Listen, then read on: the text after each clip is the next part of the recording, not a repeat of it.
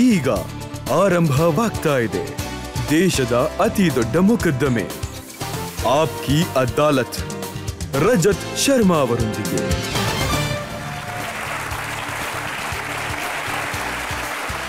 ನಮಸ್ಕಾರ, ಆಪ್ಕಿ ಅದಾಲತ್ಗೆ ನಿಮ್ಮೆಲ್ಲರಿಗೂ ಸ್ವಾಗತ.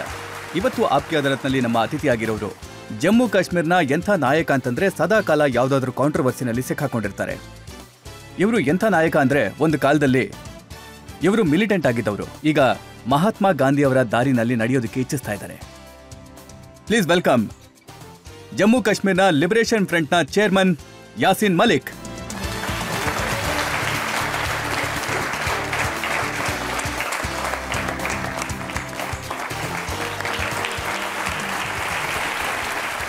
ಮತ್ತೆ ಯಾಸಿಕ್ ಮಲಿಕ್ ಅವರ ಇವತ್ತಿನ ಮೊಕದ್ದಮೆಗೆ ಜಡ್ಜ್ ರೂಪದಲ್ಲಿ ನಾವು ಇವತ್ತು ಆಮಂತ್ರಿಸಿರೋರು ಇಂಟರ್ನ್ಯಾಷನಲ್ ಫೇಮ್ ಇರುವಂತ ಜನಪ್ರಿಯ ಪತ್ರಕರ್ತ ಜಾವೇದ್ ನಖ್ವಿ ಅವರನ್ನ.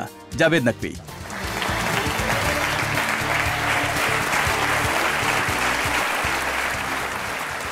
ಆಪ್ಕಿ ಅದಾಲತ್ನಲ್ಲಿ ಇವತ್ತಿನ ಕಾರ್ಯಕ್ರಮವನ್ನ ಶುರು ಮಾಡೋ ಮೊದಲು ಇವತ್ತಿನ ಜಡ್ಜ್ ಜಾವೇದ್ ನಖ್ವಿ ಅವರ ಅನುಮತಿ ಕೇಳ್ತಾ ಇದ್ದೇನೆ ಇವತ್ತಿನ ಮೊಕದ್ದಮೆ ಶುರು ಮಾಡೋದಕ್ಕೆ. ರಜತ್ ಶರ್ಮಾ ಅವರ ಮೊಕದ್ದಮೆ ಶುರುವಾಗ್ತಾ ಇದೆ. ಆಪ್ಕಿ ಅದಾಲತ್ನಲ್ಲಿ ಮೊದಲನೇ ಆರೋಪ ಯಾಸಿನ್ ಮಲಿಕ್ ಅವರ ಮೇಲೆ. ಆಪ್ಕಿ ಅದಾಲತ್ನಲ್ಲಿ ಜೆಕೆಎಲ್ಎಫ್ನ ಚೇರ್ಮನ್ ಯಾಸಿನ್ ಮಲಿಕ್ ಅವರ ಮೇಲಿರುವ ಆರೋಪವೆಂದರೆ ಇವರು ಶಾಂತಿಯ ವೈರಿ ಎಂಬುದು. ಯಾಸಿನ್ ಅವರೇ, ನರೇಂದ್ರ ಮೋದಿ ಅವರು ಪ್ರಧಾನಮಂತ್ರಿ ಆದಾಗ ಅವರು ನವಾಜ್ ಶರೀಫ್ ಅವರನ್ನ ಭಾರತಕ್ಕೆ ಆಮಂತ್ರಿಸ್ತಾರೆ. ಅವರು ತಮ್ಮದೇ ಆದಂತ ಶಾಂತಿ ಮಾರ್ಗವನ್ನ ತೋರಿಸ್ತಾರೆ, ಪೀಸ್ ಪ್ರೋಸೆಸ್ ಅನ್ನ ಶುರು ಮಾಡ್ತಾರೆ. ನೀವು ನರೇಂದ್ರ ಮೋದಿ ಅವರು ಶುರು ಮಾಡಿದಂತ ಈ ಪೀಸ್ ಪ್ರೋಸೆಸ್ ಏನಿದೆ ಅದನ್ನ ಹಾಳು ಮಾಡ್ಬಿಟ್ರಿ. ಇಲ್ಲ, ನಾನು ಪೀಸ್ ಪ್ರಾಸೆಸ್ನ ಸ್ಪಾಯ್ಲ್ ಮಾಡಿಲ್ಲ, ಪೀಸ್ ಪ್ರಾಸೆಸ್ನ ಸ್ಟ್ರೆಂಥನ್ ಮಾಡೋಕ್ಕೆ ಟ್ರೈ ಮಾಡಿದೆ. ಪೀಸ್ ಪ್ರಾಸೆಸ್ ಅಂದರೆ ಅರ್ಥ ಏನು? ಎಷ್ಟು ಜನ ಪಾಕಿಸ್ತಾನವ್ರು ಬಂದರು, ಯಾರೇ ಬರಲಿ, ಪ್ರೈಮ್ ಮಿನಿಸ್ಟರ್ ಬರಲಿ, ಪ್ರೆಸಿಡೆಂಟ್ ಬರಲಿ, ಫಾರಿನ್ ಮಿನಿಸ್ಟರ್ ಬರಲಿ, ಫಾರಿನ್ ಸೆಕ್ರೆಟರಿ ಬರಲಿ, ಅವರೆಲ್ಲ ಕಾಶ್ಮೀರ್ನ ಜನತೆ ಜೊತೆ ಮಾತಾಡಿದ್ರು.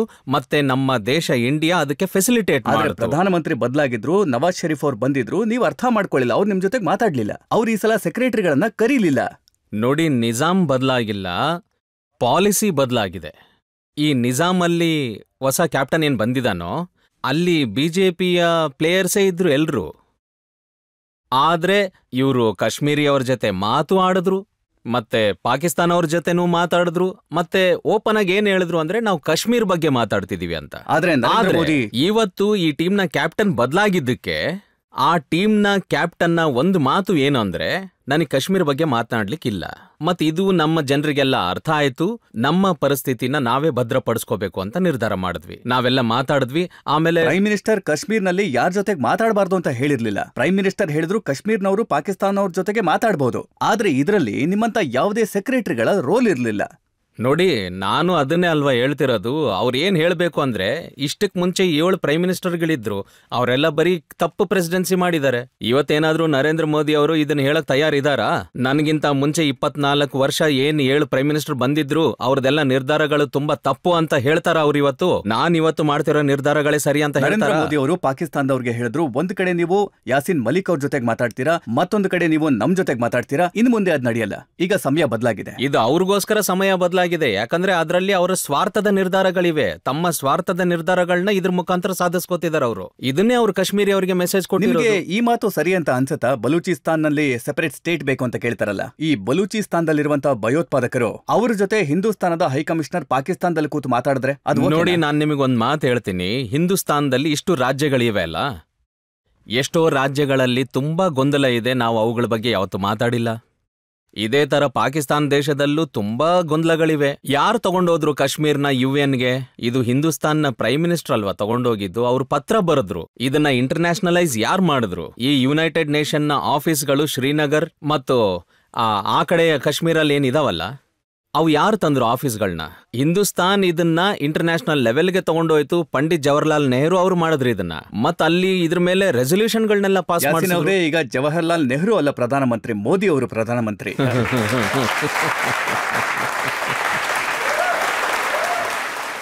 ನೋಡಿ, ನರೇಂದ್ರ ಮೋದಿ ಅವರು ಪ್ರೈಮ್ ಮಿನಿಸ್ಟರ್ ಇದ್ದಾರೆ, ಅವ್ರನ್ನ ಜನ ಆರಿಸಿದ್ದಾರೆ. ನನಗೆ ಅದಕ್ಕೇನು ಅಭ್ಯಂತರ ಇಲ್ಲ. ಆದ್ರೆ ನಾನ್ ನಿಮಗೇನ್ ಹೇಳಕ್ ಇಷ್ಟಪಡ್ತೀನಿ ಅಂದ್ರೆ, ಈ ನರೇಂದ್ರ ಮೋದಿ ಅವ್ರು ಏನಿದಾರಲ್ಲ, ನರೇಂದ್ರ ಮೋದಿ ಅವ್ರದ್ದು ಒಂದೇ ನಿರ್ಧಾರ ಏನಂದ್ರೆ ಅವ್ರಿಗೆ ಹಾರ್ಡ್ ಲೈನೇ ಬೇಕು. ಅವರು ಕಾಶ್ಮೀರ್ನ ನಾವು ಟಾರ್ಗೆಟ್ ಮಾಡಕ್ಕೆ ತಯಾರಿದ್ದಾರೆ ಅವರು. ಅದಕ್ಕೆ ನಾವು ಏನ್ ಮಾಡ್ಬೇಕು? ತಗೋಬೇಕಾಗಿಲ್ಲ. ಅವ್ರು ಹೇಳ್ತಾ ಇದ್ದಾರೆ ಪಾಕಿಸ್ತಾನಕ್ಕೆ ಲವ್ ಲೆಟರ್ ಬರೆಯೋದು ಬಂದಾಗಬೇಕು.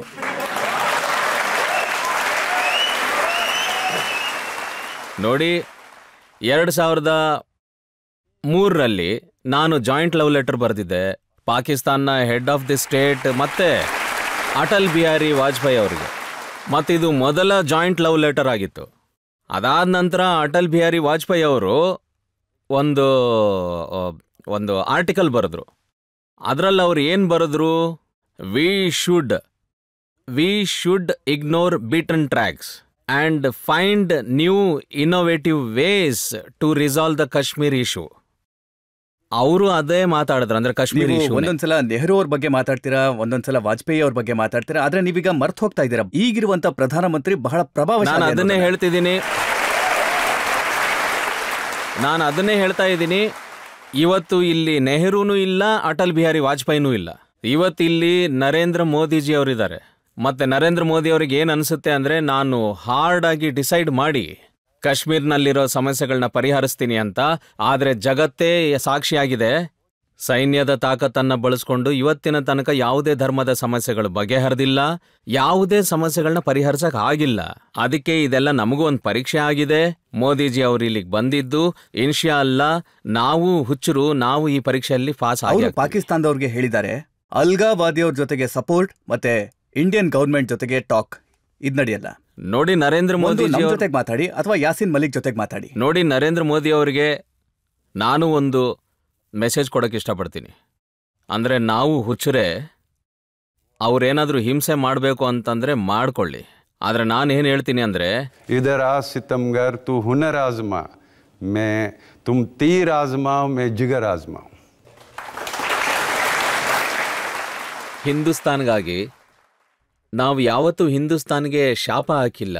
ಯಾಕಂದ್ರೆ ಇಲ್ಲಿ ಹಿಂದೂಸ್ತಾನ್ನಲ್ಲಿ ಎಷ್ಟೋ ಸಾವಿರಾರು ಜನ ಇದ್ದಾರೆ ಹಿಂದೂಸ್ತಾನಿಗಳು, ನಮ್ಮ ಮೂಮೆಂಟ್ಗೆ ಸಪೋರ್ಟ್ ಮಾಡೋರು. ಅದಕ್ಕೆ ನಾವು ಯಾವತ್ತೂ ಹಿಂದೂಸ್ತಾನ್ನ ಶಪಿಸೋಲ್ಲ, ಕೆಟ್ಟದ್ ಬಯಸಲ್ಲ. ಆದ್ರೆ ನರೇಂದ್ರ ಮೋದಿ ಅವರಿಗೆ ನಾನು ಒಂದು ಮಾತು ಹೇಳ್ತೀನಿ, ಎಂಥ ಅಟ್ಮಾಸ್ಫಿಯರ್ ಕ್ರಿಯೇಟ್ ಆಗ್ತಿದೆ ಅಂದ್ರೆ ಅದನ್ನ ಫೈಜ್ ಅಹ್ಮದ್ ಫೈಜ್ ಅವರು 2 ವಾಕ್ಯಗಳಲ್ಲಿ ವ್ಯಕ್ತಪಡಿಸಿದ್ದಾರೆ. निसार तेरी गलियों पे वतन के जहाँ चली है रस्म की कोई सर उठा के न चले, जो कोई चाहने वाला तेरे तवाफ को निकले, नज़र चुरा के चले, जिस्म व जान बचा के चले. ನನಗನ್ಸುತ್ತೆ ನರೇಂದ್ರ ಮೋದಿ ಅವರು ಈ ವಾತಾವರಣ ಕ್ರಿಯೇಟ್ ಮಾಡಿದ್ದಾರೆ ಅಂತ. ಆದ್ರೆ ಅವ್ರು ಮನ್ಸ್ ಮಾಡಿದ್ರೆ ಒಳ್ಳೆ ಗವರ್ನೆನ್ಸ್ ಕೊಡ್ಬೋದು. ಆದ್ರೆ ಹಾರ್ಡ್ ಲೈನ್ ಅಪ್ರೋಚ್ ಇಂದ ಅವ್ರು ಯಾವುದೇ ಧರ್ಮಕ್ಕೂ ಯಾವುದೇ ಸಮಸ್ಯೆಗೂ ಪರಿಹಾರ ಕೊಡಕ್ಕಾಗಲ್ಲ. ಈ ಪ್ರಶ್ನೆಗೆ ಉತ್ತರನ ನರೇಂದ್ರ ಮೋದಿ ಅವರು ಕೊಡ್ತಾರೆ ಅಂತಾನೆ ನಂಬಿಕೆ ಇಡೋಣ. ನನ್ನ ಹತ್ರ ಆರೋಪಗಳ ಪಟ್ಟಿ ತುಂಬಾ ದೊಡ್ಡದಾಗೆ ಇದೆ ಯಾಸಿನ್ ಅವರೇ. ನಾವೀಗ ಬ್ರೇಕ್ ತಗೊಳ್ಳೋಣ. ಬ್ರೇಕ್ ನಂತರ ಯಾಸಿನ್ ಮಲಿಕ್ ಅವರ ಮೇಲೆ ಆರೋಪ ಮತ್ತೆ ಪ್ರಶ್ನೆಗಳ ಮತ್ತೊಂದು ಸುತ್ತು. ಯಾಸಿನ್ ಅವರೇ, ಪಾಕಿಸ್ತಾನದ ಹೈಕಮಿಷನರ್ ನಿಮ್ಮನ್ನ ಕರೆದ್ರು, ನೀವು ಕರೆದ್ರಿ ಮತ್ತೆ ನಾನು ಬಂದುಬಿಟ್ಟೆ. ಯಾಸಿನ್ ಸಾಹೇಬ್ರೆ, ನೀವು ಭಾರತದಲ್ಲಿದ್ದೀರಾ, ಇಲ್ಲಿ ಉಪ್ಪು ತಿಂತೀರಾ, ಇಲ್ಲಿ ಅನ್ನ ತಿಂತೀರಾ, ಇಲ್ಲಿ ನೀರು ಕುಡಿತೀರಾ, ಇಲ್ಲಿ ಗಾಳಿ ತಗೋತಾ ಇದ್ದೀರಾ. ಆದ್ರೆ ಪಾಕಿಸ್ತಾನಕ್ಕೆ ಪ್ರತಿ ಸಲ ಓಡ್ ಹೋಗ್ತೀರಾ ಮಾತುಕತೆಗೋಸ್ಕರ.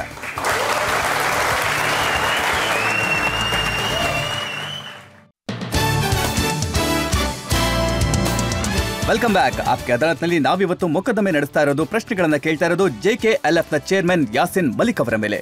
ಆಪ್ಕೆ ಅದಾಲತ್ನಲ್ಲಿ ಮುಂದಿನ ಆರೋಪ. ಆಪ್ಕಿ ಅದಾಲತ್ನಲ್ಲಿ JKLF-ನ ಚೇರ್ಮನ್ ಯಾಸೀನ್ ಮಲಿಕ್ ಅವರ ಮೇಲಿರುವ ಆರೋಪವೆಂದರೆ ಇವರು ಪಾಕಿಸ್ತಾನ ಹೇಳಿಕೊಟ್ಟ ಹಾಗೆ ನಡೆಯುತ್ತಾರೆ ಎಂಬುದು.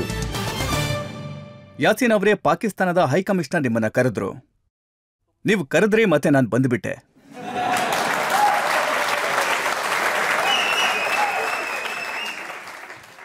ನಮ್ಮನ್ನ ಹಿಂದೂಸ್ತಾನ್ನ ಪ್ರೈಮ್ ಮಿನಿಸ್ಟರ್ ಕೂಡ ಕರೆದ್ರು, ನಾವು ಬಂದ್ವಿ. ನಮ್ಮನ್ನ ಅಟಲ್ ಬಿಹಾರಿ ವಾಜಪೇಯಿ ಅವರು ಕೂಡ ರಂಜಾನ್ ಸೀಸ್ ಫೈರ್ ಟೈಮ್ನಲ್ಲಿ RK ಮಿಶ್ರಾ ಅವ್ರನ್ನ ಅವರ ಇಂಟರ್ಲೊಕೇಟರ್ ಏನು ಮಾಡಿದ್ರು ಅದು ಯುನೈಟೆಡ್ ಬ್ಯೂರೋ ಇತ್ತು. ಅವ್ರ ಜೊತೆ ಮಾತಾಡಿದ್ರು. ಅದಾದ್ಮೇಲೆ ನಮ್ಮ ಟೀಮ್ ಏನಿತ್ತು, ಕಾಶ್ಮೀರಿ ಯುನೈಟೆಡ್ ಹ್ಯೂರಿಯತ್ ಲೀಡರ್ಶಿಪ್ ಏನಿತ್ತು, ಎಲ್ಲರೂ ಬಂದ್ರು. ಸೊ ಬೇಸಿಕಲಿ ನೀವು ಕ್ರೆಡಿಟ್ ಕೊಡಿ ಕಾಶ್ಮೀರಿ ಜನರಿಗೆ. ಯಾವಾಗ ದೇವ್ರ ದಯೆಯಿಂದ ಒಂದು ಪೀಸ್ ಪ್ರಾಸೆಸ್ ಇಂದ ನಾವು ಬಗೆಹರಿಸೋಣ ಅಂತ ಬಂದಿದಾರೋ ಸಮಸ್ಯೆ ಬಗೆಹರಿಸಕ್ಕೆ, ಅವಾಗ ಕಾಶ್ಮೀರ ಯಾಸಿನ್ ಸಾಹೇಬ್ರೆ, ನೀವು ಭಾರತದಲ್ಲಿದ್ದೀರಾ, ಇಲ್ಲಿ ಉಪ್ಪು ತಿಂತೀರಾ, ಇಲ್ಲಿ ಅನ್ನ ತಿಂತೀರಾ, ಇಲ್ಲಿ ನೀರು ಕುಡಿತೀರಾ, ಇಲ್ಲಿ ಗಾಳಿ ತಗೋತಾ ಇದ್ದೀರಾ. ಆದ್ರೆ ಪಾಕಿಸ್ತಾನಕ್ಕೆ ಪ್ರತಿ ಸಲ ಓಡ್ ಹೋಗ್ತೀರಾ ಮಾತುಕತೆಗೋಸ್ಕರ.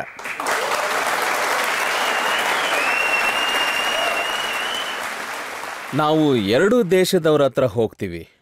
ಅಂದ್ರೆ 1947ರಿಂದ ಕಾಶ್ಮೀರಿ ಜನ ಈ ಡಿಸ್ಪ್ಯೂಟ್ ಇಂದ ಡೆಸ್ಟ್ರಾಯ್ ಆಗೋಗಿದ್ದಾರೆ.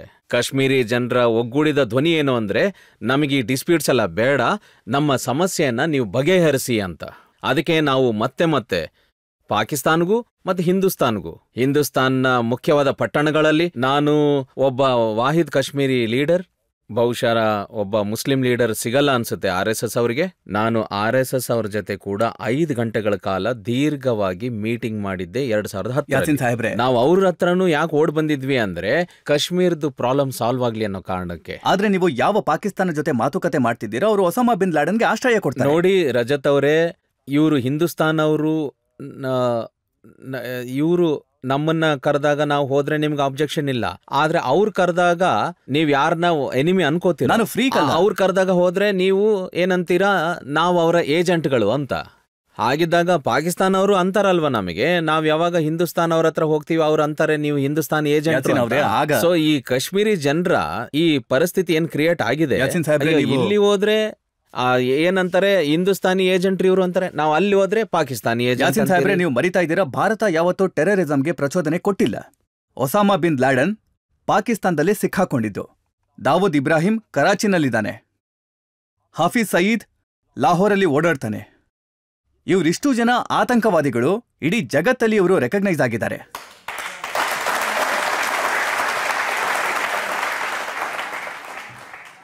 ನೋಡಿ, ಈ ಪರಿಸ್ಥಿತಿಗಳೇನಿದಾವಲ್ಲ, ಈ ವಿಷಯಗಳು ಹಿಂದೂಸ್ತಾನ್ ಮತ್ತು ಪಾಕಿಸ್ತಾನ್ನ ಬೇರೆ ಸಮಸ್ಯೆಗಳಿಗೆ ಸಂಬಂಧಪಟ್ಟಿರವು. ಒಂದು ವೇಳೆ ಹಿಂದೂಸ್ತಾನ್ಗೆ ಇದ್ರ ಬಗ್ಗೆ ಜಾಸ್ತಿ ಕನ್ಸರ್ನ್ ಇದ್ರೆ, ಹಾಗಾದ್ರೆ ಹಿಂದೂಸ್ತಾನ್ ಯಾಕೆ ಹೋಯ್ತು ಪಾಕಿಸ್ತಾನ್ ಜೊತೆ ಮಾತಾಡೋದಕ್ಕೆ? ಒಂದು, ಹಿಂದೂಸ್ತಾನ್ ಅವರು ಓಪನ್ ಆಗಿ ದುಶ್ಮನಿ ನಿಭಾಯಿಸ್ಬೇಕು. ಹಿಂದೂಸ್ತಾನ್ ಹೋಗಿ ಪಾಕಿಸ್ತಾನ್ ಜೊತೆ ಏನ್ ಮಾತಾಡ್ತು? ಹಾಫೀಜ್ ಸಯ್ಯದ್ ಅವರು ಲಾಹೋರಲ್ಲಿ ತಿರುಗಾಡ್ತಿದ್ದಾರೆ, ಒಸಾಮಾ ಬಿನ್ ಲಾಡನ್ ಪಾಕಿಸ್ತಾನಲ್ಲಿ ಸಿಕ್ಕರು, ದಾವೂದ್ ಇಬ್ರಾಹಿಂ ಪಾಕಿಸ್ತಾನ್ನಲ್ಲಿ ಕರಾಚಿಯಲ್ಲಿ ಇದ್ದಾರೆ ಅಂತ ಅದ್ರ ಬಗ್ಗೆ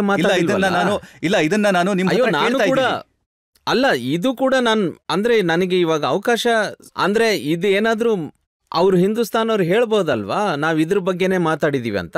ಹಿಂದೂಸ್ತಾನ್ ಅವರು ಪ್ರಶ್ನೆಗಳನ್ನ ಸರ್ಕಾರದ ಪರವಾಗಲ್ಲ, ಅದರ ಬದಲಿಗೆ ಇಲ್ಲಿ ಕೂತಿರುವಂತ ಹಿಂದೂಸ್ತಾನದ ಜನರ ಪರವಾಗಿ ಕೇಳ್ತಾ ಇದ್ದೀನಿ. ನೋಡಿ, ಪಾಕಿಸ್ತಾನದವರು ನಮ್ಮ ಸೈನಿಕ ಹೇಮರಾಜ್ ಅವರನ್ನ ಹಿಡಿದಾಗ ಅವರ ತಲೆನ ಕತ್ತರಿಸ್ತಾರೆ, ಮತ್ತೆ ದೇಹನ ಕಳಿಸ್ಕೊಡ್ತಾರೆ, ಮತ್ತೆ ಪಾಕಿಸ್ತಾನದ ಸೈನಿಕರು ಅವರ ತಲೆಯನ್ನು ತಗೊಂಡು ಹೋಗ್ತಾರೆ. ನಮಗೆ ಬಹಳ ನೋವಾಗುತ್ತೆ ಭಾರತದ ಜನರಿಗೆ. ಮತ್ತೆ ನೀವು ಪಾಕಿಸ್ತಾನದವ್ರ ಜೊತೆಗೆ ಮಾತಾಡಿದಾಗ ನಮಗೆ ಸಿಟ್ಟು ಜಾಸ್ತಿ ಆಗುತ್ತೆ.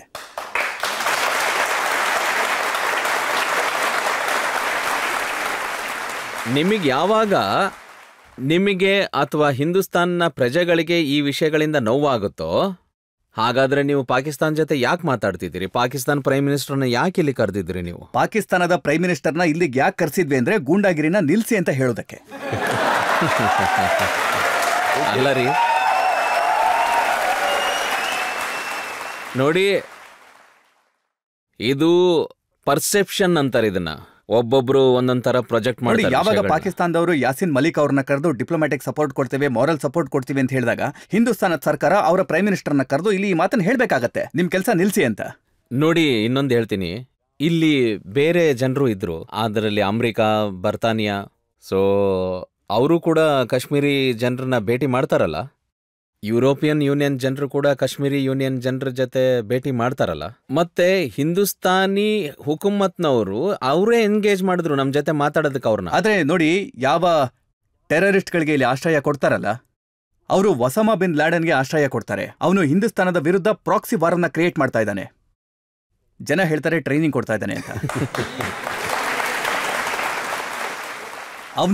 ಅವನನ್ನ ಮರೆಯೋದಿಕ್ಕೆ ಹೇಗ್ ಸಾಧ್ಯ? ನೀವು ಅವ್ರ ಜೊತೆಗೆ ಮಾತಾಡ್ತೀರಾ, ಹೇಗ್ ಮಾತಾಡ್ತೀರಾ ಅವ್ರ ಜೊತೆಗೆ? ಅವ್ರಿಗೆ ಹೇಳ್ತೀರಾ ಡಿಪ್ಲೊಮ್ಯಾಟಿಕ್ ಸಪೋರ್ಟ್ ಕೊಡ್ತೀವಿ ಅಂತ, ಮಾರಲ್ ಸಪೋರ್ಟ್ ತಗೊಳ್ತೀವಿ ಅಂತ. ಎಲ್ಲಕ್ಕಿಂತ ಮೊದಲು ನೀವು ಹಿಂದೂಸ್ತಾನಿಯವರು ಮಾತಾಡಿದ್ರಲ್ಲ ಅವ್ರ ಜೊತೆ. ಅಟಲ್ ಬಿಹಾರಿ ವಾಜಪೇಯಿ ಅವರು ಮೊದಲು ಲಾಹೋರ್ಗೆ ಹೋದ್ರು, ಅವರು ನವಾಜ್ ಶರೀಫ್ ಅವ್ರ ಜೊತೆ ಮಾತಾಡಿದ್ರು. ಅಲ್ಲಿ ಮಿನಾರೆ ಪಾಕಿಸ್ತಾನ್ ಮೇಲೆ ನಿಂತ್ಕೊಂಡು ಮಾತಾಡಿದ್ರು. ಮಿನಾರೆ ಪಾಕಿಸ್ತಾನ್ ಮೇಲೆ ನಿಂತ್ಕೊಂಡು ಅವ್ರು ಏನ್ ಹೇಳಿದ್ರು, ನನ್ನ ಜೀವನದ ಕೊನೆ ಮುಖ್ಯವಾದ ಆಸೆ ಅಂದ್ರೆ ಕಾಶ್ಮೀರ್ನ ಸಮಸ್ಯೆ ಸಾಲ್ವ್ ಆಗ್ಬೇಕು ಅಂತ. ಅದಾದ್ಮೇಲೆ ಅವರು ಕಾಶ್ಮೀರ ಅಂದ್ರೆ ಬಗ್ಗೆ ಬಹುಶಃ ಈ ಎಲ್ಲಾ ಒಳ್ಳೆ ಮಾತುಗಳನ್ನ ಕೇಳಿ ಅವ್ರಿಗೆ ಒಳ್ಳೆ ಬುದ್ಧಿ ಬರುತ್ತೆ ಅಂತಾನೆ. ಸೊ ನಾನು ನೋಡಿ, ವಾಜಪೇಯಿ ಸಾಹೇಬ್ರು ಇಷ್ಟು ಒಳ್ಳೆ ಮಾತಾಡಿದ್ರು ಅಂತ ನೀವು ಉಲ್ಲೇಖ ಮಾಡಿ ಹೇಳ್ತೀರಾ, ಅದಾದ್ಮೇಲೂ ಪಾಕಿಸ್ತಾನದವರು ಕಾರ್ಗಿಲ್ ಮೇಲೆ ಅಟ್ಯಾಕ್ ಮಾಡಿದ್ರು. ನೋಡಿ ನಂದು ಕೂಡ ಇದೊಂದು ಅವಕಾಶ. ಒಂದು ವೇಳೆ ನೀವು ಹೇಳೋ ಪ್ರಕಾರ ಪಾಕಿಸ್ತಾನ್ ಇದೆಲ್ಲದರಲ್ಲಿ ಸೇರ್ಕೊಂಡಿದೆ ಅಂದ್ರೆ ಹಾಗಾದ್ರೆ ಯಾಕೆ ಹಿಂದೂಸ್ತಾನ್ ಪಾಕಿಸ್ತಾನ್ ಜೊತೆ ಆದ್ರೆ ನಿಮ್ಮನ್ನ ನಾನು ಕೇಳ್ತಾ ಇದ್ದೇನೆ, ನೀವು ಒಂದು ಸಲ ಕೂಡ ಪಾಕಿಸ್ತಾನದವ್ರ ಬಗ್ಗೆ ಮಾತಾಡ್ಲಿಲ್ಲ. ಅವರು ಆತಂಕವಾದಿಗಳ ಫ್ಯಾಕ್ಟರಿ ತೆಗೆದು ಕೂತಿದ್ದಾರೆ ಅಂತ. ದಾವೂದ್ ಇಬ್ರಾಹಿಮನ್ನ ಯಾಕೆ ಇಲ್ಲಿ ಇಟ್ಕೊಂಡಿದ್ದೀರಿ ಅಂತ ಪಾಕಿಸ್ತಾನನ ಯಾಕೆ ಕೇಳಲ್ಲ ನೀವು? ಪ್ರತಿ ಸಲ ಸೀಸ್ ಫೈರ್ ನ ವೈಲೇಷನ್ ಯಾಕೆ ಮಾಡ್ತೀರಾ ಅಂತ ಪಾಕಿಸ್ತಾನನ ನೀವು ಯಾಕೆ ಕೇಳೋದಿಲ್ಲ? ನೋಡಿ, ನೀವು ಮತ್ತೆ ನಿಮ್ಮ ದೇಶದ ಸರ್ಕಾರವನ್ನ ನೀವು ಯಾಕೆ ಕೇಳಲ್ಲ? ಅಂದ್ರೆ ಹಿಂದೂಸ್ತಾನ್ ಸರ್ಕಾರವನ್ನ ಯಾವಾಗ ನೋಡಿ, ಜನ ಹೇಳ್ತಾ ಇದ್ದಾರೆ ಅಲ್ಲಿರೋದು ನಿಮ್ಮದೇ ಸರ್ಕಾರ ಅಂತ.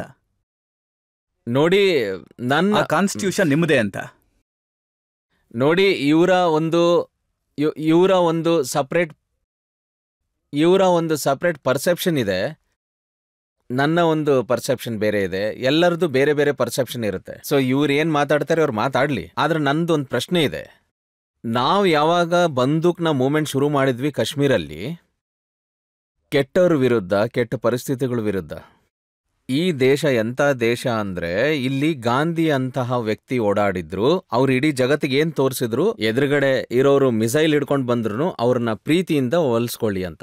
ಆದ್ರೆ ಇಲ್ಲಿ ವಿಷಯ ಏನು ಅಂದ್ರೆ, ಇಂಥ ಗಾಂಧಿಯ ದೇಶದಲ್ಲಿ when I try to find out in the land of Gandhi, the soul of Gandhi, I could not find him anywhere. So ಹಾಗಾಗಿ ನಾವು ಕೂಡ ಬಂದೂಕ್ ಹಿಡಿಬೇಕಾಯ್ತು. ಅದಾದ್ಮೇಲೆ ಕಾಶ್ಮೀರಲ್ಲಿ ಬಂದೂಕ್ಗಳ ಇನ್ಕಲಾಬ್ ಬಂತು, ನಾನು ಅರೆಸ್ಟ್ ಆದೆ. ಆವಾಗ ಹಿಂದೂಸ್ತಾನ್, ಅಮೆರಿಕ, ಬ್ರಿಟಾನಿಯಾ, ಯುರೋಪಿಯನ್ ಯೂನಿಯನ್ನ ಕರ್ಕೊಂಡು ಬಂದ್ರು ನಾನು ಜೈಲಲ್ಲಿರುವಾಗ ಇಲ್ಲೇ ಮಾತಾಡೋದಕ್ಕೆ ನನ್ನ ಜೊತೆ. ಹಿಂದೂಸ್ತಾನಿ ಸಿವಿಲ್ ಸೊಸೈಟಿನೂ ಕರ್ಕೊಂಡು ಬಂದ್ರು. ಅವರು ಸುದೀರ್ಘವಾಗಿ ಚರ್ಚೆ ಮಾಡಕ್ ಶುರು ಮಾಡಿದ್ರು, ನಾವು ಸುದೀರ್ಘವಾಗಿ ಚರ್ಚೆ ಮಾಡಕ್ ಶುರು ಮಾಡಿದ್ವಿ. ಅವತ್ತಿಂದ ಇಲ್ಲಿ ತನಕ. ಅದಾದ್ಮೇಲೆ ನನ್ನ 700 ಜೊತೆಗಾರರನ್ನ ಮರ್ಡರ್ ಮಾಡ್ಲಾಯ್ತು. ಅದಾದ್ಮೇಲೆ 300 ಸಲ ನನ್ನ ಜೈಲಿಗೆ ಕಳಿಸ್ಲಾಯ್ತು. ಅದಾದ್ಮೇಲೆ ಒಂದು ಜೈಲಲ್ಲಿ ನನ್ನ ಇಂಟ್ರಾಗೇಷನ್ ಮಾಡ್ತಿರುವಾಗ ಇಲ್ಲಿ ರೈಟ್ ಹಿಯರ್ ಹತ್ರ ನನ್ನ ಹಿಯರಿಂಗ್ ಕೆಪಾಸಿಟಿನೂ ಹೋಗ್ಬಿಡ್ತು. ನನ್ನ ಮೇಲೆ 6 ಪ್ರಾಣಾಂತಿಕ ಹಲ್ಲೆಗಳಾದ್ವು.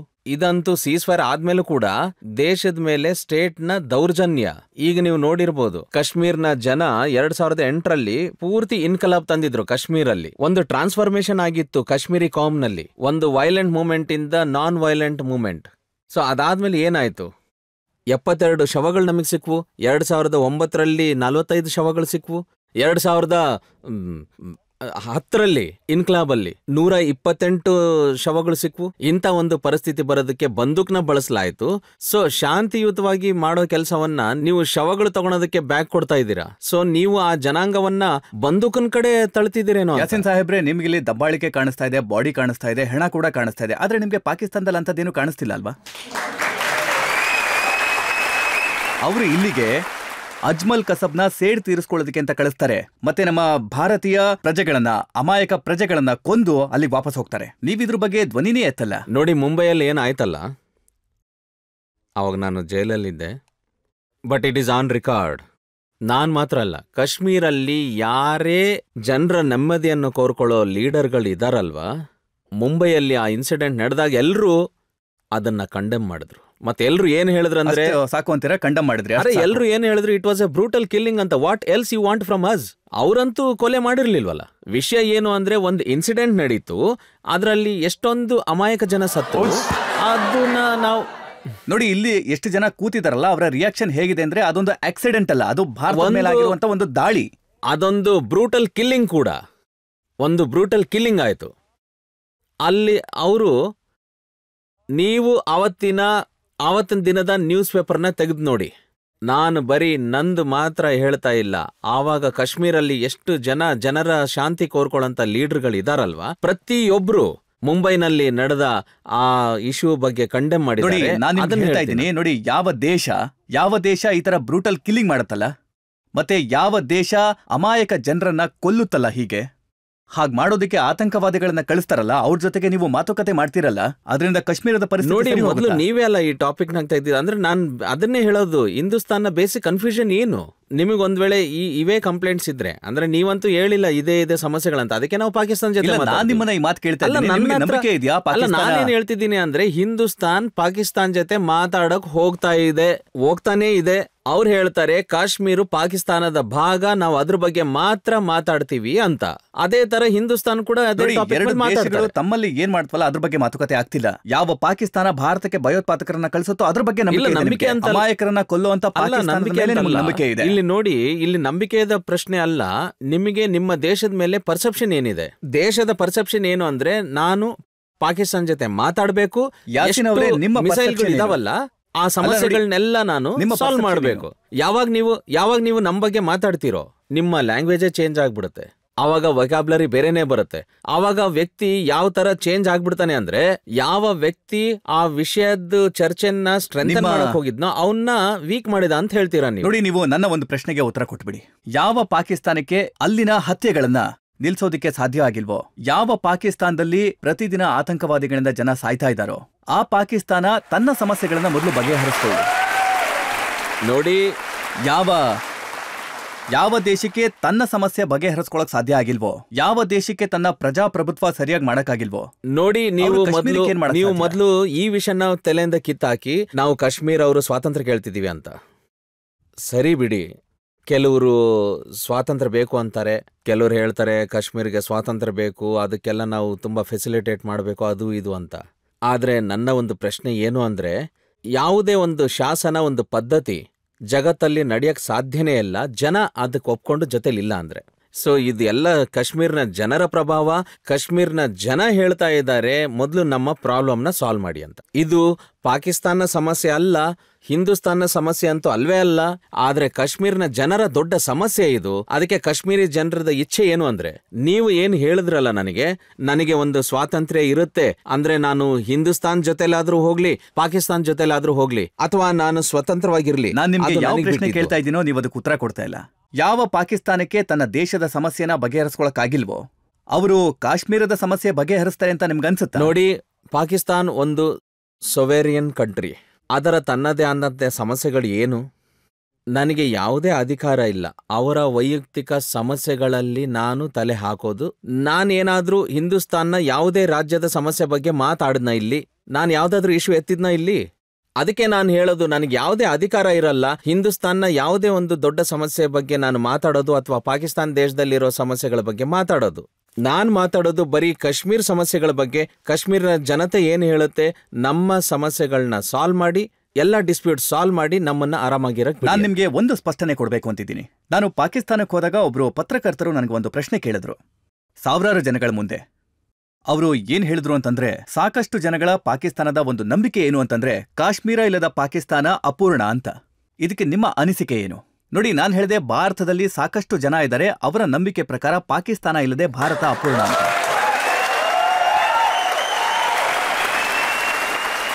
ಇದಕ್ಕೆ ನಿಮ್ಮ ಅಭಿಪ್ರಾಯ ಏನು? ನೋಡಿ, ಹಿಂದೂಸ್ತಾನ್ ಏನ್ ಹೇಳುತ್ತಂದ್ರೆ ನಂದು ಅಟ್ ಉಟಾಂಗ್, ನನ್ನ ಕಿರೀಟ ಇದು ಅಂತ. ಪಾಕಿಸ್ತಾನ್ ಏನ್ ಹೇಳುತ್ತೆ, ಇದು ನನ್ನ ಭಾಗ ಅಂತ. ನಾನೇನ್ ಹೇಳ್ತೀನಿ ಅಂದ್ರೆ, ಈ ವಿಷಯವನ್ನ ಕಾಶ್ಮೀರಿಯವರೇ ನಿರ್ಧಾರ ಮಾಡ್ಕೊಳ್ಳಿ ಒಂದು ಒಳ್ಳೆ ರೀತಿಯಲ್ಲಿ. ಇದು ಹಿಂದೂಸ್ತಾನ್ನ ಕಿರೀಟನ, ಪಾಕಿಸ್ತಾನ ಭಾಗನ, ಇಲ್ಲ ಕಾಶ್ಮೀರ ಸ್ವಂತವಾಗಿ ಸ್ವಾತಂತ್ರ್ಯವಾಗಿರ್ಬೇಕನ್ನುತ್ತಾ ಅಂತ. ಆದ್ರೆ ಭಾರತ ಹೇಳೋದೇನು ಅಂತಂದ್ರೆ ಕಾಶ್ಮೀರ ಭಾರತದ ಒಂದು ಭಾಗ, ಮತ್ತೆ ಇದ್ರ ಬಗ್ಗೆ ಡಿಬೇಟ್ಗೆ ಅವಕಾಶನೇ ಇಲ್ಲ. ಅಲ್ಲ, ಇದು ಮೊದಲಿಂದ ನೀವಂತೂ ಇಂಟರ್ನ್ಯಾಷನಲ್ ಲೆವೆಲ್ ಅಲ್ಲಿ ಹೇಳ್ಬಿಟ್ರಿ ಈ ಕಾಶ್ಮೀರಿ ಜನರಿಗೆ ನಾವು. ಯಾಸಿನ್ ಅವರೇ, ನೀವು ಹಳೆ ವಿಚಾರಗಳನ್ನ ಮರ್ತ್ಬಿಡಿ. ಈಗ ಹೊಸ ಸರ್ಕಾರ ಇದೆ, ಹೊಸ ರೀತಿ ನೀತಿ ಇದೆ. ನೋಡಿ, ಒಂದ್ ವೇಳೆ ನೀವು ನನಗೆ ಇದನ್ನ ಹೇಳ್ಬೇಕಂತಿದ್ರೆ, ಅಂದ್ರೆ ಈಗ ಮೋದಿಜಿಯವರ ಸರ್ಕಾರ ಇದೆಯಲ್ಲ, ಇದ್ರ ಮೇಲೆ ನನಗೆ ಮಾತಾಡೋದು ಕೂಡ ಅನುಮತಿ ಇರಲ್ಲ ಅಂತ.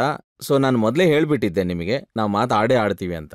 ಆದರೆ ನಾನು ಒಂದು ಒಪ್ತೀನಿ, ಇಲ್ಲಿ ಏನು ಸರ್ಕಾರ ಇದೆಯಲ್ಲ, ಅವರು ಏನು ಕ್ಲಾರಿಟಿ ಕೊಟ್ಬಿಟ್ಟಿದ್ದಾರೆ ಅಂದರೆ ನಮ್ಮ ಅಪ್ರೋಚ್ ಹಾರ್ಡ್ ಆಗೇ ಇರುತ್ತೆ ಅಂತ. ಮತ್ತು ನಾವು ಈ ಹಾರ್ಡ್ ಅಪ್ರೋಚ್ಗೆ ತಯಾರಾಗಿದ್ದೀವಿ. ನೋಡಿ, ನಾವು ಮಾತುಕತೆ ಮಾಡಬೇಕು ಅಂತಾನೆ ಇವತ್ತು ಜನತೆ ಮುಂದೆ ಕೂತಿರುವಂತದ್ದು. ನೀವು ನಿಮ್ಮ ಮಾತುಗಳನ್ನ ಹೇಳ್ತಾ ಇದ್ದೀರಾ, ನಾವು ಕೇಳ್ತಾ ಇದ್ದೇವೆ. ನಿಮ್ಮ ಮಾತನ್ನ ಇಡೀ ಭಾರತ ಇವತ್ತು ಕೇಳುತ್ತೆ. ಮತ್ತೆ ನಿಮ್ಮ ಮಾತುಗಳ ಬಗ್ಗೆ ಭಾರತ ಖಂಡಿತ ವಿಚಾರ ಮಾಡುತ್ತೆ. ಮತ್ತೆ ಇಲ್ಲಿ ಜನ ಏನ್ ಕೂತಿದಾರಲ್ಲ, ಅವ್ರಿಗೆ ಏನನ್ಸುತ್ತೆ ಕೇಳೋಣ. ಸಾಕಷ್ಟು ಜನ ಇದ್ದಾರೆ, ಅವ್ರನ್ನ ಕೇಳೋಣ. ನೀವು ಪೂರ್ತಿ ಸಪೋರ್ಟ್ ಮಾಡ್ತೀರಾ ಕಾಶ್ಮೀರ್ನ ಪಾಕಿಸ್ತಾನಕ್ಕೆ ಕೊಟ್ಬಿಡೋದಿಕ್ಕೆ? ಸೊ ಸರ್, ನೀವು ನನ್ಗೆ ಒಂದ್ ವಿಷಯ ಹೇಳಿ, ಇಂಡಿಯಾ ನಿಮ್ಗೆ ಏನೇನ್ ಫೆಸಿಲಿಟಿ ಕೊಡ್ತಾ ಇದೆಯೋ? ಯಾಕಂದ್ರೆ ನಾನು ಖುದ್ದು ಜಮ್ಮು ಕಾಶ್ಮೀರದಿಂದ ಬಂದವಳು. ಮತ್ತೆ ಅಲ್ಲಿ ಜಾಬ್ ವೇಕೆನ್ಸಿ ಏನಾದ್ರೂ ಬಂತು ಅಂತಂದ್ರೆ ಅಲ್ಲಿ ಮೊದಲು ಕಾಶ್ಮೀರಿ ಮುಸ್ಲಿಮ್ಸು ಮತ್ತೆ ಕಾಶ್ಮೀರಿ ಪಂಡಿತ್ಗಳಿಗೆ ಕೊಡಲಾಗ್ತಾ ಇದೆ. ಮತ್ತೆ ನೀವು ಅಲ್ಲಿ ಇರೋ ಯಾವುದೇ ಒಂದು ಇನ್ಸ್ಟಿಟ್ಯೂಷನ್ಸ್ಗೆ ಹೋದ್ರೆ ಅಲ್ಲಿ ಕೂಡ ನಿಮ್ಗೆ ಮೋಸ್ಟ್ಲಿ 50-60 ಕಾಶ್ಮೀರಿಗಳೇ ಸಿಗ್ತಾರೆ ಹೊರತು. ಅವಾಗ ನೀವ್ ಹೇಳಿ ನನ್ಗೆ ಪಾಕಿಸ್ತಾನದಲ್ಲಿ ಇದೆಲ್ಲ ಸಿಗುತ್ತಾ ಅಂತ? ನೀವೇ ಹೇಳಿ, ಪಾಕಿಸ್ತಾನನ ಸಪೋರ್ಟ್ ಮಾಡ್ತಾ ಇದ್ದೀರಲ್ಲ. ನಾನು ಉತ್ತರ ಕೊಡ್ಲಾ? ನೋಡಿ ತಂಗಿ, ನೀವು ಓದ್ದವ್ರು ಅನ್ಸ್ತೀರಾ. ಸ್ವಲ್ಪ ನೀವಾದರೂ ನೀವು ಒಂದು ವೇಳೆ ನನ್ನ ಲೈನ್ಸ್ನ ಓದಿದ್ರೆ, ನನ್ನ ಪುಸ್ತಕದಲ್ಲಿ ನಮ್ಮದು ಒಂದು ಫಿಕ್ಸ್ಡ್ ಪ್ಯಾಟರ್ನ್ ಇದೆ. ಕದ್ದು ಮುಚ್ಚಿ ಮಾಡೋದು ಏನೂ ಇಲ್ಲ. ನಮಗೆ ಬೇಕಾಗಿರೋದು ಇಂಡಿಪೆಂಡೆಂಟ್ ಕಾಶ್ಮೀರ್. ಆ ಕಡೆ ಪಾಕಿಸ್ತಾನ್ಗೂ ಅಲ್ಲ, ಈ ಕಡೆ ಹಿಂದೂಸ್ತಾನ್ಗೂ ಅಲ್ಲ. ನನ್ನ ಮಾತು ಕೇಳಿ ಫಸ್ಟ್. ನನ್ನ ಮಾತು ಪೂರ್ತಿ ಕೇಳಿಸ್ಕೊಳ್ಳಿ. ಪೂರ್ತಿ ಮಾತು ಕೇಳಿಸ್ಕೊಳ್ಳಿ ಸರ್. ಇದು ನಮ್ಮ ನಂಬಿಕೆ, ಪೊಲಿಟಿಕಲ್ ಬಿಲೀಫ್. ಅದ್ರ ಜೊತೆಗೆ ನಾವೇನು ಹೇಳ್ತಿದ್ದೀವಿ ಅಂದರೆ, ನೀವೀಗ ಹೇಳಿದ್ರಲ್ಲ ಆ ವಿಷಯ, ಇದು ಕಾಶ್ಮೀರಿ ಜನರ ಹಕ್ಕು. ಅವ್ರು ಒಂದ್ ವೇಳೆ ಹಿಂದೂಸ್ತಾನ್ ಜೊತೆ ಹೋಗ್ಬೇಕು ಅನ್ಕೊಂಡಿದ್ರೆ ಆರಾಮಾಗಿ ಹೋಗ್ಲಿ, ಒಳ್ಳೆ ರೀತಿಯಲ್ಲಿ. ಪಾಕಿಸ್ತಾನ್ ಜೊತೆ ಹೋಗ್ಬೇಕು ಅಂತಂದ್ರೆ ಖುಷಿಯಿಂದ ಹೋಗ್ಲಿ, ಒಳ್ಳೆ ರೀತಿಯಲ್ಲಿ. ಆದ್ರೆ ಇದೇ ಕಾಶ್ಮೀರಿ ಜನ ಸ್ವತಂತ್ರವಾಗಿ ಒಂಟಿಯಾಗಿರ್ಬೇಕು ಅನ್ಕೊಂಡ್ರೆ ಹಿಂದೂಸ್ತಾನ್ ಮತ್ತು ಪಾಕಿಸ್ತಾನ ಇದಕ್ಕೆ ಫೆಸಿಲಿಟೇಟ್ ಮಾಡಬೇಕು, ಯಾವುದೇ ಸಮಸ್ಯೆ ಇಲ್ಲದೆ. ಇದು ನಮ್ಮ ಅಪೇಕ್ಷೆ. ಆದ್ರೆ ಯಾಸಿನ್ ಅವರೇ, ನಿಮ್ಮ ಮಾತುಗಳನ್ನ ಕೇಳ್ತಾ ಇದ್ರೆ ಇದು ಬರೀ ಹೇಳೋದಿಕ್ಕಷ್ಟೇ ಅಂತ ಅನ್ಸುತ್ತೆ. ನಿಜಕ್ಕೂ ನಿಮ್ ಮನಸ್ಸು ಪಾಕಿಸ್ತಾನದಲ್ಲೇ ಇದೆ.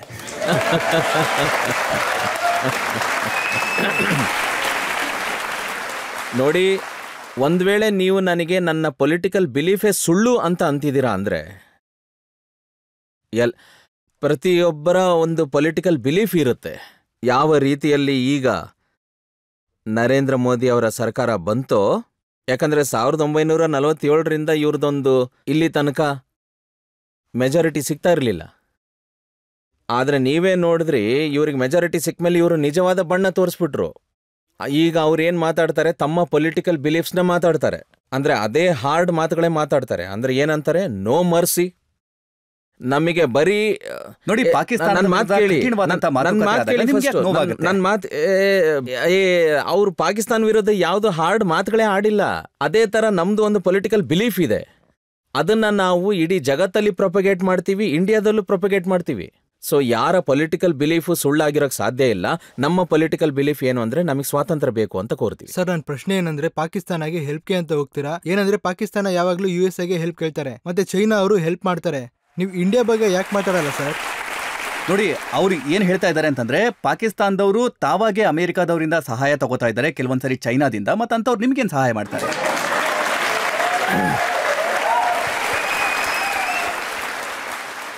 ನಾನು ಮುಂಚೆನೂ ಈ ಮಾತು ಹೇಳಿದ್ದೆ, ಈಗಲೂ ಅದೇ ಮಾತು ಹೇಳ್ತೀನಿ. ಅಂದ್ರೆ ಈ ಕಾಶ್ಮೀರಿ ಜನರ ಏನು ಸ್ವಾತಂತ್ರ್ಯ ಇದೆಯಾ, ಅದು ಕಾಶ್ಮೀರಿ ಜನರ ಸ್ವಾತಂತ್ರ್ಯ ಹಕ್ಕು. ಅದು ನಾವು ಪಾಕಿಸ್ತಾನ ಹತ್ರ ಭಿಕ್ಷೆ ಬೇಡೋದಕ್ಕೆ ಹೋಗಲ್ಲ ನಾವು. ಯಾಕಂದ್ರೆ ಇಲ್ಲಿ ನಡೀತಾ ಇರೋ ಕೆಲಸಗಳಿಗೆ ಕಾಶ್ಮೀರಿ ಜನರ ಜೀವ ಹೋಗಿದೆ, ಅಂದ್ರೆ ತಮ್ಮ ಸ್ವಂತ ಜನರ ಜೀವ ಹೋಗಿದೆ. ಇದರಲ್ಲಿ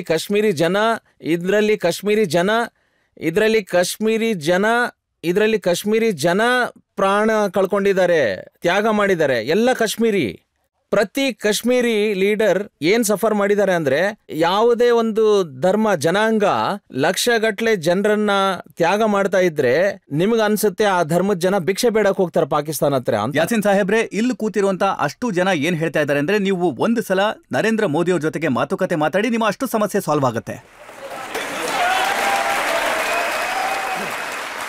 ಈಗ ಮತ್ತೊಂದು ಬ್ರೇಕ್ ತಗೊಳ್ಳೋಣ. ಬ್ರೇಕ್ ನಂತರ ಆಪ್ಕೆ ಅದಾಲತ್ನಲ್ಲಿ ಯಾಸಿನ್ ಮಲಿಕ್ ಅವರ ಮೇಲೆ ಆರೋಪ ಮತ್ತು ಪ್ರಶ್ನೆಗಳ ಮತ್ತೊಂದು ಸುತ್ತು. ಯಾಸಿನ್ ಅವರೇ, ಇಲ್ಲಿ ಕೂತಿರುವಂತ ಅಷ್ಟು ಜನಕ್ಕೂ ಗೊತ್ತಿದೆ, ನೀವು ಕೇವಲ ಮಾತಿಗಷ್ಟೇ ಗಾಂಧಿ ಅವರ ದಾರಿ ನಡೀತಾ ಇದ್ದೀರಿ. ಆದ್ರೆ ಪ್ರಾಕ್ಟಿಕಲ್ ಆಗಿ ನೋಡಿದಾಗ ನಿಮ್ಮ ಗೆಳೆತನ ಇರುವಂತದ್ದು ಹಾಫೀಜ್ ಸಯೀದ್ ಜೊತೆಗೆ. ಜಮಾತೆ ಇಸ್ಲಾಮಿಕ್ ಏನ್ ಬೇಕೋ ಅದನ್ನೇ ಮಾಡ್ತೀರಾ, ಜಮಾತ್ ಉಲ್ ದಾವಾಗ್ ಏನ್ ಬೇಕೋ ಅದನ್ನೇ ಮಾಡ್ತೀರಾ ನೀವು. ಅಟಲ್ ಬಿಹಾರಿ ವಾಜಪೇಯಿ ಅವರು ನೋಡಿ, ನೀವು ನನಗೆ ಹಾಫೀಜ್ ಸಯೀದ್ ಬಗ್ಗೆ ಮಾತಾಡಿ, ನಾನು ಅದೇ ವಿಷಯಕ್ಕೆ ಬರ್ತಾ ಇದ್ದೀನಿ. ನೀವು ಅವ್ರ ಜೊತೆಗೆ ಕೂತಿದ್ರ ಅಥವಾ ಕೂತಿಲ್ಲ? ನಾನು ಕೂತಿದ್ದೆ, ಖಂಡಿತ. ಅವರು ಆತಂಕವಾದಿ ಹೌದು ಅಲ್ವೋ?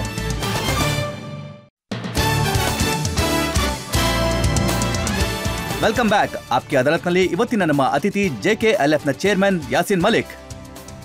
ಆಪ್ಕೆ ಅದಾಲತ್ನಲ್ಲಿ ಮುಂದಿನ ಆರೋಪ.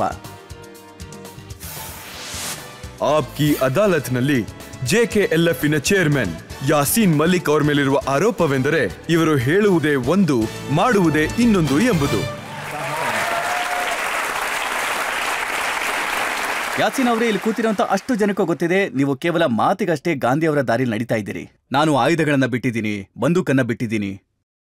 ಆದ್ರೆ ಪ್ರಾಕ್ಟಿಕಲ್ ಆಗಿ ನೋಡಿದಾಗ ನಿಮ್ಮ ಗೆಳೆತನ ಇರೋವಂಥದ್ದು ಹಾಫೀಜ್ ಸಯೀದ್ ಜೊತೆಗೆ. ಜಮಾತೆ ಇಸ್ಲಾಮಿಗ್ ಏನ್ ಬೇಕೋ ಅದನ್ನೇ ಮಾಡ್ತೀರಾ, ಜಮಾತ್ ಉಲ್ ದಾವಾಗ್ ಏನ್ ಬೇಕೋ ಅದನ್ನೇ ಮಾಡ್ತೀರಾ ನೀವು. ಮೊದಲು ವಿಷಯ ಏನು ಅಂತಂದರೆ 1994 ನಾವು ಸೀಸ್ ಫೈರ್ ಮಾಡಿದ್ವಿ. 94 ಇಲ್ಲಿ ತನಕ ಈಗ 20 ವರ್ಷ ಆಯಿತು. ನಾನು ನಿಮ್ಮ ದೇಶಕ್ಕೆ ಚಾಲೆಂಜ್ ಮಾಡ್ತೀನಿ, ಈ 20 ವರ್ಷಗಳಲ್ಲಿ ಅವ್ರು ಒಂದು ಎವಿಡೆನ್ಸ್ ಕೊಡಲಿ, ಜಮ್ಮು ಕಾಶ್ಮೀರ್ ಲಿಬರೇಷನ್ ಫಂಡ್ಗೆ ಪೊಲಿಟಿಕಲ್ ಮೂವ್ಮೆಂಟ್ ಇಲ್ಲದೆ ವೈಲೆನ್ಸ್ ಮುಖಾಂತರ ಏನಾದರೂ ಮಾಡಿದ್ರೆ ಒಂದು ಎವಿಡೆನ್ಸ್ ಅನ್ನ ಕೊಡ್ತೀನಿ. 11 ಫೆಬ್ರವರಿ 2013 ನೀವು ಇಸ್ಲಾಮಾಬಾದಿಗೆ ಹೋದ್ರಿ. ಅಫ್ಜಲ್ ಗುರುನ ನೇಣು ಹಾಕೋದ್ರ ವಿರುದ್ಧವಾಗಿ ನೀವು ಪ್ರತಿಭಟನೆನ ಮಾಡಿದ್ರಿ. ಮತ್ತೆ ಹಾಫೀಜ್ ಸಯೀದ್ ಬಂದು ನಿಮ್ ಜೊತೆಗೆ ಕೂತ್ಕೊಂಡ್ರು.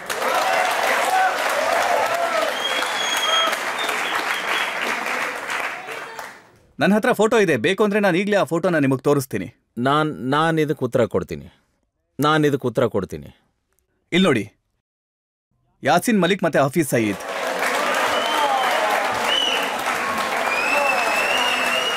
ಹೇಗೆ ಕೂತಿದ್ದೀರಾ ಅಂದ್ರೆ ಇಬ್ರು ಅಣ್ಣ ತಮ್ಮಂದ್ರ ಜೊತೆಲಿ ಕೂತಂಗಿದೆ.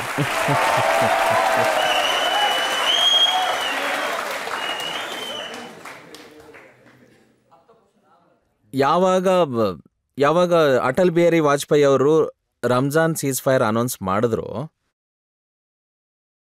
ಆವಾಗ ಆನ್ ರೆಕಾರ್ಡ್ ಅವ್ರು ಏನು ಹೇಳಿದ್ರು ಅಂದ್ರೆ, ಒಂದು ವೇಳೆ ಕಾಶ್ಮೀರ್ನ ಲೀಡರ್ಶಿಪ್ ಪಾಕಿಸ್ತಾನಕ್ಕೆ ನೋಡಿ. ನೀವು ನನಗೆ ಹಾಫೀಜ್ ಸಯೀದ್ ಬಗ್ಗೆ ಮಾತಾಡಿ. ನಾನು ಅದೇ ವಿಷಯಕ್ಕೆ ಬರ್ತಿದ್ದೀನಿ.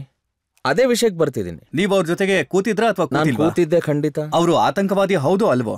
ನನಗೆ ಮಾತಾಡಕ್ ಬಿಡ್ತೀರಾ ಸ್ವಲ್ಪ ನೀವು? ಸರಿ ಆಯ್ತು, ಹೇಳಿ.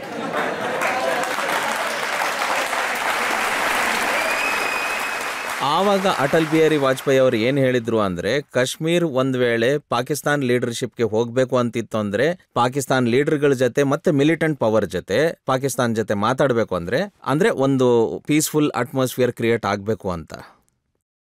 ಅದಾದ್ಮೇಲೆ ವಾಜಪೇಯಿ ಅವರ ಗವರ್ಮೆಂಟ್ ಚೇಂಜ್ ಆಯಿತು, ಮನಮೋಹನ್ ಸಿಂಗ್ ಅವರು ಸರ್ಕಾರಕ್ಕೆ ಬಂದರು. 2006 ನಂದು ಅವ್ರದ್ದು ಮೀಟಿಂಗ್ ಆಯಿತು, ಒಂದು ಅಫಿಷಿಯಲ್ ಮೀಟಿಂಗ್ ಆಯಿತು. ನಂದು ಅದರಲ್ಲಿ ಒಂದು ಪಾಯಿಂಟ್ ಇತ್ತು, ನಾನು ದೇಶದ ಪ್ರೈಮ್ ಮಿನಿಸ್ಟರ್ ಮುಂದೆ ಇಟ್ಟ ಪಾಯಿಂಟ್ ಇದು. ಅಂದರೆ ಮಿಲಿಟೆಂಟ್ ಲೀಡರ್ಶಿಪ್ ಏನಿದೆಯಲ್ಲ, ನನಗನ್ಸುತ್ತೆ ನೀವು ಅವ್ರನ್ನ ಕೂಡ ಈ ಮಾತುಕತೆಗೆ ಕರೀರಿ. ಅಂದರೆ ಈ ಮಾತುಕತೆ ಮೀಟಿಂಗು ಒಂದು ಪೀಸ್ಫುಲ್ ಆಗಿ ನಡೆದೋಗ್ಬಿಡುತ್ತೆ ಅಂತ. ಪ್ರೈಮ್ ಮಿನಿಸ್ಟರ್ ಸಾಹೇಬರು ಏನು ಹೇಳಿದ್ರು ಅಂದರೆ, ಈ ವಿಷಯಕ್ಕೆ ನಮಗೆ ಸಹಾಯ ಕೂಡ ಬೇಕು ಅಂತ.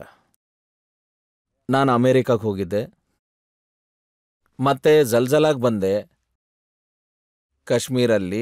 ಮತ್ತೆ ನಾನು ಅಲ್ಲಿ ಹೋದಾಗ ದುಡ್ಡು ತಗೊಂಡು ಪರಿಹಾರ ತಗೊಂಡು ಹೋಗಿದ್ದೆ ನಾನು ಅಲ್ಲಿಗೆ. ಅದಾದಮೇಲೆ ಮುರೀದ್ ಕ್ಯಾಂಪಲ್ಲಿ ನಾನು ಹೋದಾಗ ಹಾಫೀಜ್ ಸೈಯದ್ ಸಾಬ್ನ ಮೀಟ್ ಮಾಡಕ್ಕೆ ಹೋದೆ. ಅವರಲ್ಲಿ ಒಂದು ಫಂಕ್ಷನ್ ಮಾಡಿದ್ರು. ಮತ್ತು ಫಂಕ್ಷನ್ನಲ್ಲಿ ಜನ ಕೂಡ ಇದ್ರು, ಮತ್ತು ಕ್ಯಾಡರ್ ಜನ ಕೂಡ ಇದ್ರು. ಅಲ್ಲಿ ನಾನು ಸ್ಪೀಚ್ ಮಾಡಿದ್ನಲ್ಲ, ಅಲ್ಲಿ ನನ್ನ ಸ್ಪೀಚ್ ಏನಾಗಿತ್ತು, ನಾನು ಅವರಿಗೆ ಜ್ಞಾಪಿಸ್ದೆ. ನಾನೇನಂದೆ ಅಂದರೆ, ಒಬ್ಬ ಇಂಗ್ಲಿಷ್ ಮನುಷ್ಯ ಮಾರ್ಟಿನ್ ಲುಂಗಿಸ್ ಅನ್ನೋನು, ಅವನು ಮುಸ್ಲಿಮ್ ಆಗಿ ಕನ್ವರ್ಟ್ ಆದ. ಅದಾದಮೇಲೆ ಅವನು 5 ವರ್ಷ ಅರಬಿ ಓದಿದ. ಅದಾದಮೇಲೆ ಇಸ್ಲಾಮಿಕ್ ಹಿಸ್ಟ್ರಿಯಲ್ಲಿ PhD ಮಾಡ್ದ. ಅದಾದಮೇಲೆ ಅವನೊಂದು ಪುಸ್ತಕ ಬರೆದ. ಅದು ಇವತ್ತಿಗೂ ವ್ಯಾಲಿಡ್ ಆಗಿ ನೋಡ್ತಾರೆ ಎಲ್ಲರೂ. ನಾನೇನು ಹೇಳಿದೆ, ಅವನು ಮುಸಲ್ಮಾನ್ ಹೇಗಾದ ಅನ್ನೋದು ಬರೆದಿದ್ದಾನ. ಅವನೇನು ಬರೆದಿದ್ದಾನಂದ್ರೆ, ಹುಜೂರ್ ಅಸ್ಲಾಂನ ಕಡೆಯ ಭಾಗದಲ್ಲಿ ಅವ್ರು ಅದರಲ್ಲಿ ಏನು ಹೇಳ್ತಾರೆ ಅಂದರೆ ನಾನು ನಿಮಗೆ ಹೇಳ್ತೀನಿ, ರೋಜಾ, ನಮಾಜ್ ಮತ್ತು ಜಕಾತ್ ಯಾವುದ್ರ ಮೇಲೆ ಇಸ್ಲಾಂನ ಅಸ್ತಿತ್ವ ನಿಂತಿದೆಯೋ, ನಾನು ನಿಮ್ಗೆ ಹೇಳಲ್ಲ ಇದಕ್ಕಿಂತ ಅದ್ಭುತವಾದದ್ದೇನು, ಇದಕ್ಕಿಂತ ಉತ್ತಮವಾದದ್ದೇನು. ಇದಕ್ಕಿಂತ ಅದ್ಭುತ ಉತ್ತಮವಾದದ್ದೇನೆಂದ್ರೆ, ಯಾರಾದ್ರೂ ನಿಮಗೆ ಶಾಂತಿಯ ಔತಣ ಕೊಟ್ರೆ, ನೆಮ್ಮದಿಯಿಂದ ಇರೋಣ ಅಂದ್ರೆ, you purchase peace with him. ಈ ಮಾತು ನಾನಲ್ಲಿ ಹೇಳಿದೆ. ನೀವು ನನ್ನ ಮಾತು ಬೇರೆ ಬೇರೆ ಮಾತುಗಳನ್ನು ಮಾತಾಡಬೇಡಿ. ನಾನು ಅದೇ ವಿಷಯ. ನನ್ನ ಪ್ರಶ್ನೆ ಏನು ಅಂತಂದ್ರೆ, ಇಲ್ಲ ನೀವು ಅಲ್ಲಿಗೆ ಬರ್ತಿಲ್ಲ. ನನ್ನ ಪ್ರಶ್ನೆ ಏನು ಅಂತಂದ್ರೆ, ಯಾವ ಹಾಫೀಜ್ ಸಯೀದ್ ಯಾವ ಅಮಾಯಕರನ್ನ ಕೊನ್ನಲ್ಲ, ಸಾಕಷ್ಟು ಜನರನ್ನ ಕೊನ್ನಲ್ಲ, ಅವನು ಅಜ್ಮಲ್ ಕಸಬನ್ನ ಕಳಿಸ್ಕೊಟ್ಟ, ಆಯುಧಗಳನ್ನ ಕೊಟ್ಟು ಇನ್ನೂ 9 ಜನರನ್ನ ಕಳಿಸ್ಕೊಟ್ಟ. ಅಂತವನ ಜೊತೆ ನೀವು ಕೂತಿದ್ದೀರಾ? ನಾನು ಅದೇ ವಿಷಯಕ್ಕೆ ಬರ್ತಾ ಇದ್ದೀನಿ. ಆ ಫೋಟೋ ಕಡೆಗೆ ಈ ಬರ್ತಿದ್ದೀನಿ. ಫೋಟೋಗೆ ಬನ್ನಿ. ಅದೇ ಫೋಟೋದ ಬಗ್ಗೆ ಮಾತಾಡ್ತೀನಿ. ಇನ್ನೊಂದು, ನನ್ನದು ಹಿಂದೂಸ್ತಾನಲ್ಲಿ ಎಷ್ಟು ಮೀಡಿಯಾ ಸೆಂಟರ್ಗಳಿದಾವೋ, ಗೌರ್ಮೆಂಟ್ದೇ ಆಗಿರಲಿ, ನಾನಲ್ಲಿ ಹೋದಾಗ ಅವರೆಲ್ಲ ಅಲ್ಲಿದ್ದರು. ಇಲ್ಲಿ ಹಂಗಾಮ ಯಾಕಾಗಲಿಲ್ಲ? ಅಲ್ಲಿ ಎಲ್ಲರೂ ಖುಷಿಯಾಗಿದ್ರು. ಆವಾಗಂತೂ ನಾನು ಮರೀದ್ ಕ್ಯಾಂಪ್ಗೂ ಹೋಗಿದ್ದೆ, ಯಾರು ಏನು ಮಾತಾಡಲಿಲ್ಲ. ನೀವು ಇದ್ರ ಬಗ್ಗೆ ಮಾತಾಡಿ, ನಾನು ಅದ್ರ ಬಗ್ಗೆ ನಿಮ್ ಜೊತೆ ನನ್ನ ಹತ್ರ ಅದ್ರ ಬಗ್ಗೆ ಕೂಡ ಡೀಟೇಲ್ಸ್ ಇದೆ. ನಾನು ನನ್ನ ಮಗಳು ಹುಟ್ಟಿದ್ಲ ಆವಾಗ ನಾನು ಪಾಕಿಸ್ತಾನಕ್ಕೆ ಹೋಗಿದ್ದೆ. ಇಲ್ಲಿ ಅಫ್ಜಲ್ ಗುರು ಸಾಬ್ನ ಗಲ್ಲಿಗೇರಿಸಿದ್ರು. ಆವಾಗ ನಾನು ಪಾಕಿಸ್ತಾನಲ್ಲಿ ಇಸ್ಲಾಮಾಬಾದಲ್ಲಿ 48 ಗಂಟೆಗಳ ಕಾಲ ಉಪವಾಸ ಸತ್ಯಾಗ್ರಹ ಮಾಡಿದೆ. ಆ ಸತ್ಯಾಗ್ರಹದ ಅರ್ಥ ಏನು? ಏನರ್ಥ? What is the concept of hunger strike? Hunger ಸ್ಟ್ರೈಕ್ನ ಒಂದೇ ಮೆಸೇಜ್ ಇರುತ್ತೆ. ಅಂದರೆ ನೀವು ಒಂದು ಪ್ರೊಟೆಸ್ಟ್ ಮಾಡ್ತೀರಾ, ನಿಮಗೆ ನೀವು ತೊಂದರೆ ಕೊಟ್ಕೊಂಡು, ನೀವು ಬೇರೆ ಯಾರಿಗೂ ತೊಂದರೆ ಕೊಡಲ್ಲ, ನೀವು ಬೇರೆ ಯಾವ ವೈಲೆನ್ಸು ಮಾಡಲ್ಲ. ಇದು ಬೇಸಿಕ್ ಕಾನ್ಸೆಪ್ಟು ಹಂಗರ್ ಸ್ಟ್ರೈಕ್ ಅಂದ್ರೆ. ಈ ಹಂಗರ್ ಸ್ಟ್ರೈಕ್ ನಾನು ಮಾಡಿದೆ ಪಾಕಿಸ್ತಾನ ನೆಲದ ಮೇಲೆ. ಮತ್ತು ಅಲ್ಲಿ ಸಿವಿಲ್ ಸೊಸೈಟಿ ಜನರು ಬಂದರು, ಎಲ್ಲ ಸರ್ಕಾರಿ ಪಾರ್ಟಿಗಳು ಬಂದರು, ಅಲ್ಲಿ ಹಾಫೀಜ್ ಸೈಯದ್ ಸಾಬ್ ಅವರು ಬಂದರು. ಆದರೆ ನೀವು ಈಗ ಇದನ್ನು ಹೇಳಿ ನನಗೆ, ಈ ಹಂಗರ್ ಸ್ಟ್ರೈಕ್ ಇದೆಯಲ್ಲ, ಇದರ ಉದ್ದೇಶ ಏನು, ಇದರ ಮೆಸೇಜ್ ಏನು? ಇಲ್ಲಿಗೆ ನಾನಂತೂ ಅಲ್ಲಿ ಯಾರನ್ನೂ ಕರೆದಿರ್ಲಿಲ್ಲ. ಎಷ್ಟು ಜನ ಬಂದ್ರೋ ಅವರೆಲ್ಲ ಸ್ವಂತ ತಾವೇ ಬಂದ್ರು. ಆದ್ರೆ ಯಾರು ಈ ಹಂಗರ್ ಸ್ಟ್ರೈಕ್ನ ನೋಡಿದ್ರೋ, ಈ ಹಂಗರ್ ಸ್ಟ್ರೈಕ್ನ ಮೆಸೇಜ್ ಏನಿತ್ತೋ, ಆ ಕಾನ್ಸೆಪ್ಟ್ ಏನು, ಇದರ ಮೆಸೇಜ್ ಏನು, ನೀವು ಒಳ್ಳೆಯ ರೀತಿಯಲ್ಲಿ ನಿಮ್ಮ ಉದ್ದೇಶವನ್ನ ತಲುಪಿಸಿ. ಉಪವಾಸ ಸತ್ಯಾಗ್ರಹ ಮುಂಬೈ ದಾಳಿ ನಂತರ ಭಾರತದಲ್ಲಿ ಮಾಡಿದ್ರೆ ಆಗ ನೀವು ಭಾರತದಲ್ಲಿ ಆರಾಮಾಗಿ ತಿರುಗಾಡ್ಬೋದಿತ್ತು. ನಿಮ್ಮ ಮೇಲೆ ಇಷ್ಟೊಂದು ಆರೋಪ ಎಲ್ಲ ಬರ್ತಿರ್ಲಿಲ್ಲ ಸರ್. ನೋಡಿ, ನಾನು ಮೊದಲೇನೂ ಹೇಳಿದ್ದೀನಿ, ನೀವು ನನಗೆ ಇದನ್ನೂ ಹೇಳ್ಬೋದು, ಅಂದರೆ ಪಾಕಿಸ್ತಾನಲ್ಲಿ ಜನ ಸತ್ತಾಗ ನೀವು ಹೋಗಿ ಯಾಕೆ ಸತ್ಯಾಗ್ರಹ ಮಾಡಲಿಲ್ಲ ಅಂತ ಅನ್ಬೋದು ನೀವು. ವಿಷಯ ಏನು ಅಂದರೆ, ಈ ಪಾಕಿಸ್ತಾನ್ ಅಂದರೆ ಮುಂಬೈನಲ್ಲಿ ಏನಾಯ್ತೋ, ಈ ಮುಂಚೆನೂ ಹೇಳಿದ್ದೀನಿ, ಈಗಲೂ ರಿಪೀಟ್ ಮಾಡ್ತಿದ್ದೀನಿ. ಖಾಲಿ ಯಾಸಿನ್ ಮಲಿಕ್ ಮಾತ್ರ ಅಲ್ಲ, ಕಾಶ್ಮೀರಲ್ಲಿ ಎಷ್ಟು ಇಂಡಿಪೆಂಡೆಂಟ್ ಲೀಡರ್ಸ್ ಇದ್ದಾರೋ ಅವರೆಲ್ಲರೂ ಮುಂಬೈ ಇನ್ಸಿಡೆಂಟ್ನ ಕಂಡೆಮ್ ಮಾಡಿದ್ರು. ಮತ್ತೆ ಏನಂದ್ರು ಅಂದ್ರೆ ಬ್ರೂಟಲ್ ಕಿಲ್ಲಿಂಗ್. ಯಾಸಿನ್ ಸಾಹೇಬ್ರೆ, ಅವ್ರು ಹೇಳ್ತಾ ಇರೋದು ಅಫ್ಜಲ್ ಗುರುಗೆ ಮರಣದಂಡನೆ ಆದಾಗ ನೀವು ಹಂಗರ್ ಸ್ಟ್ರೈಕ್ ಮಾಡಿದ್ರಿ. ಮುಂಬೈನಲ್ಲಿ ಅಟ್ಯಾಕ್ ಆದಾಗ ಹಫೀಜ್ ಸಯೀದ್ ವಿರುದ್ಧವಾಗಿ ಏನು ಹೇಳೋದಿಲ್ಲ, ಆಗ ಹಂಗರ್ ಸ್ಟ್ರೈಕ್ ಮಾಡಲ್ಲ. ಅಣ್ಣವ್ರೇ, ಒಂದ್ ವೇಳೆ ನಾನು ನಿಮಗೂ ಒಂದು ಕ್ವಶನ್ ಕೇಳಿದ್ರೆ, ನೀವು ಹಿಂದೂಸ್ತಾನ್ನ ನಾಗರಿಕರಲ್ವಾ? ಗಾಂಧೀಜಿ ಅವರು ಇಲ್ಲಿ ಹೋರಾಟ ಮಾಡ್ತಿರುವಾಗ ಬ್ರಿಟಾನಿಯಾದಿಂದ ಯಾವ ಜನ ಅಲ್ಲಿಂದ ಬಂದಿದ್ರೋ ಅವರು ಅವ್ರ ಜೊತೆ ನಿಂತ್ಬಿಡ್ತಾ ಇದ್ರು. ನಾನು ಒಂದು ಕ್ವಶನ್ ಕೇಳ್ತೀನಿ ನಿಮಗೆ. 1 ಲಕ್ಷ ಕಾಶ್ಮೀರಿಗಳನ್ನ ಸಾಯಿಸಿದ್ರು. ಮಕ್ಕಳು, ಹೆಂಗಸರು, ವೃದ್ಧರು, ಚಿಕ್ಕ ಚಿಕ್ಕ ಮಕ್ಕಳು. ಒಂದ್ ವೇಳೆ ನಾನು ನಿಮಗೆ ಇದನ್ನೇ ಕೇಳಿದ್ರೆ, ಕಾಶ್ಮೀರ್ನ ಪ್ರತಿ ಓಣಿಯಲ್ಲಿ ಬರೀ ಸತ್ತಿರೋರ ಸಮಾಧಿಗಳು ಸಿಗುತ್ತೆ ಅಂತ, ಮತ್ತ ಅದಕ್ಕೋಸ್ಕರ ನೀವ್ ಯಾಕೆ ಬಂದು ಇಲ್ಲಿ ನೀವು ಪ್ರೊಟೆಸ್ಟ್ ಮಾಡೋದಿಲ್ಲ? ಯಾಸಿನ್ ಸಾಹೇಬ್ರೆ, ಕೊಲೆ ಮಾಡೋದಕ್ಕೆ ಆತಂಕವಾದಿಗಳು ಪಾಕಿಸ್ತಾನದಿಂದ ಬರ್ತಾರೆ, ಕೊಲೆ ಮಾಡೋದಕ್ಕೆ ಆತಂಕವಾದಿಗಳು ಸೂಡಾನಿಂದ ಬರ್ತಾರೆ. ನೋಡಿ, ನಾನು ಮೊದಲೇ ಕೂಡ ಹೇಳಿದ್ದೀನಿ, ಈಗಲೂ ರಿಪೀಟ್ ಮಾಡ್ತೀನಿ, ಮುಂಬೈಯಲ್ಲಿ ಏನಾಯ್ತೋ, ನಾನು ಮಾತ್ರ ಅಲ್ಲ, ಕಾಶ್ಮೀರಲ್ಲಿ ಎಷ್ಟು ಇಂಡಿಪೆಂಡೆಂಟ್ ಲೀಡರ್ಸ್ ಇದ್ದಾರೋ ಅವರೆಲ್ಲರೂ ಕಂಡೆಮ್ ಮಾಡಿದ್ರು. ಮತ್ತೆ ಹೇಳಿದ್ರು. ನಾನು ಇವತ್ತು ನಿಮ್ಮನ್ನ ಪ್ರಶ್ನೆ ಮಾಡ್ತಾ ಇದ್ದೀನಿ, ಇವತ್ತು ನಿಮ್ ಜೊತೆ ಕೂಗಾಡಕ್ಕೂ ಸಿದ್ಧವಾಗಿದ್ದೀನಿ. ಯಾವ ವ್ಯಕ್ತಿ ಭಾರತದ ವಿರುದ್ಧ ಯುದ್ಧ ಶುರು ಮಾಡಿದ್ನೋ ಅವನ ಕ್ಯಾಂಪಿಗೆ ಹೋಗ್ತೀರಾ, 4 ಗಂಟೆಗಳ ಕಾಲ ಅಲ್ಲಿರ್ತೀರಾ. ಆ ಸಮಯದಲ್ಲೂ ಕೂಡ ಅವನು ಹಿಂದೂಸ್ತಾನದ ಮೋಸ್ಟ್ ವಾಂಟೆಡ್ ಆತಂಕವಾದಿ. ನಾನು ನಿಮ್ಗೊಂದು ಮಾತು ಹೇಳ್ತೀನಿ. ಆ ಸಮಯದಲ್ಲಿ ಈ ವಿಷಯ ಏನು ಸೀರಿಯಸ್ ಆಗಿ ಹೋಗ್ತಾ ಇತ್ತೋ, ನಿಮ್ಮ ಹಿಂದೂಸ್ತಾನ್ನಲ್ಲೂ ಪಾಕಿಸ್ತಾನಲ್ಲೂ ಇಡೀ ಜಗತ್ತಲ್ಲಿ ಮತ್ತೆ ಕಾಶ್ಮೀರ್ನಲ್ಲಿನೂ ಒಂದು ಪಾಸಿಟಿವ್ ವೈಬ್ ಇತ್ತು. ಒಂದು ವೇಳೆ ಈ ಸಮಸ್ಯೆ ಬಗೆಹರಿಯುವ ಸಮಯ ಬಂದಿದೇನೋ ಅಂತ. ನಾನು ನಿಮ್ಮನ್ನ ಒಂದು ಫೈನಲ್ ಪ್ರಶ್ನೆ ಕೇಳಬೇಕು ಅಂತ ಇದ್ದೀನಿ.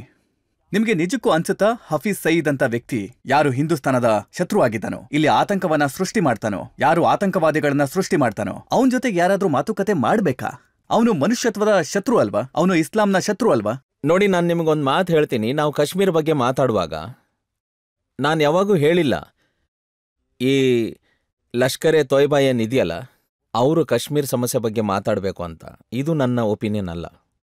ನನ್ನ ಕನ್ಸರ್ನ್ ಏನು ಅಂದರೆ, ನಾನು ಹಿಂದೂಸ್ತಾನ್ನ ಪ್ರೈಮ್ ಮಿನಿಸ್ಟರ್ ಅವ್ರ ಜೊತೆ ಮಾತಾಡಿದಾಗೂ ಇದನ್ನೇ ಹೇಳಿದೆ, ನಾನು ವೈಟ್ ಹೌಸ್ಗೆ ಹೋದೆ, ಅಮೆರಿಕಾಗೆ ಹೋದಾಗೂ ಇದನ್ನೇ ಹೇಳಿದೆ. ಅಮೆರಿಕಾಗೆ ಹೋದಾಗ್ನೂ ನಾನು ಏನು ಹೇಳಿದೆ ಅಂದರೆ, ಕಾಶ್ಮೀರಲ್ಲಿ ಮಿಲಿಟೆಂಟ್ ಪವರ್ ಲೀಡರ್ ಏನಿದಾರಲ್ವಾ, ಅದರ ನಾಯಕ ಸರ್ಬರಾಜುದ್ದೀನ್ ಏನಿದ್ದಾರೆ, ನಾನು ಹೇಳಿದೆ ಮಾತುಕತೆಯಲ್ಲಿ ಅವ್ರನ್ನೂ ಸೇರಿಸ್ಕೋಬೇಕು, ಅದು ಉತ್ತಮ ಅಂತ. ಯಾಕಂದರೆ ಒಂದು ಜೆನ್ಯೂನ್ ಅಟ್ಮಾಸ್ಫಿಯರ್ ಕ್ರಿಯೇಟ್ ಆಗುತ್ತೆ ಯಾವುದೇ ಮಾತುಕತೆ ಆಡೋದಕ್ಕೆ ಅಂತ. ಇದು ನನ್ನ ಪರ್ಪಸ್. ಅದು ಬಿಟ್ಟರೆ ನಾನು ಹಾಫಿಜ್ ಸಯ್ಯದ್ ಸಾಬ್ ಜೊತೆ ಮಾತಾಡಿದಾಗ, ಹಾಫಿಜ್ ಸಯ್ಯದ್ ಸಾಬ್ ಜೊತೆ ನಾನು ಮೀಟ್ ಆದ್ನಲ್ಲ ಮರೀದ್ ಕ್ಯಾಂಪ್ನಲ್ಲಿ ಅವರಿಗೆ ನಾನು ಏನು ಹೇಳಿದೆ ಅಂದರೆ, ಅದರಲ್ಲಿ ರುಸುಲ್ ಅಸ್ಲಮ್ದು ನಾನೇನು ಕೋಟಿಂಗ್ ಕೊಟ್ಟಿದ್ದೆ, ಒಂದು ವೇಳೆ ಈ ಎರಡು ದೇಶಗಳು ಮತ್ತೆ ಕಾಶ್ಮೀರ್ ಮಾತುಕತೆಯಲ್ಲಿ ಮುಂದುವರಿತಿದ್ದಾರೆ ಅಂದರೆ ಈ ಸಮಯದಲ್ಲಿ ನಾವು ಪೀಸ್ಫುಲ್ ಅಟ್ಮಾಸ್ಫಿಯರ್ ಕ್ರಿಯೇಟ್ ಮಾಡಬೇಕು ಅಂತ. ನಿಮ್ಮ ಈ ಎಲ್ಲಾ ಸಲಹೆಗಳಿಂದ ಅವ್ರ ಮೇಲೆ ಒಂದಷ್ಟಾದ್ರೂ ಪರಿಣಾಮ ಬೀರುತ್ತೆ ಅಂತ ನಾವು ನಂಬೋಣ. ಈಗೊಂದು ಬ್ರೇಕ್ ತಗೊಳ್ಳೋಣ. ಬ್ರೇಕ್ ನಂತರ ಆಪ್ಕಿ ಅದಾಲತ್ನಲ್ಲಿ ಯಾಸೀನ್ ಮಲಿಕ್ ಅವರ ಮೇಲೆ ಆರೋಪ ಮತ್ತೆ ಪ್ರಶ್ನೆಗಳ ಮತ್ತೊಂದು ಸುತ್ತು. ಕಾಶ್ಮೀರಲ್ಲಿ ಎಷ್ಟು ಜನ ಇದ್ದಾರೋ ಅವ್ರ ಆಸೆ ಏನು ಅಂದ್ರೆ ಕಾಶ್ಮೀರ್ನ ಸಮಸ್ಯೆ ಸಾಲ್ವ್ ಆಗಬೇಕು ಅಂತ. ನಾವು ಕಾಶ್ಮೀರಿ ಅವರು ಡಿಸ್ಪ್ಯೂಟ್ ಅಲ್ಲಿ ಇರೋಕೆ ಇಷ್ಟಪಡಲ್ಲ. ನಮಗೆ ಕಾಶ್ಮೀರ್ನ ಸಮಸ್ಯೆಗೆ ಪರಿಹಾರ. ಒಂದು ವೇಳೆ ಕಾಶ್ಮೀರ್ನ ಜನತೆ ನಿಮ್ಮ ಮಾತನ್ನ ನಂಬೋದಾದ್ರೆ, ನಿಮ್ಮ ಮೇಲೆ ಇಷ್ಟೊಂದು ವಿಶ್ವಾಸ ಇಡೋದಾದ್ರೆ, ನೀವ್ಯಾಕೆ ಚುನಾವಣೆಯಲ್ಲಿ ಸ್ಪರ್ಧಿಸಬಾರ್ದು ಮತ್ತೆ ಗೆದ್ದು ಬರಬಾರ್ದು?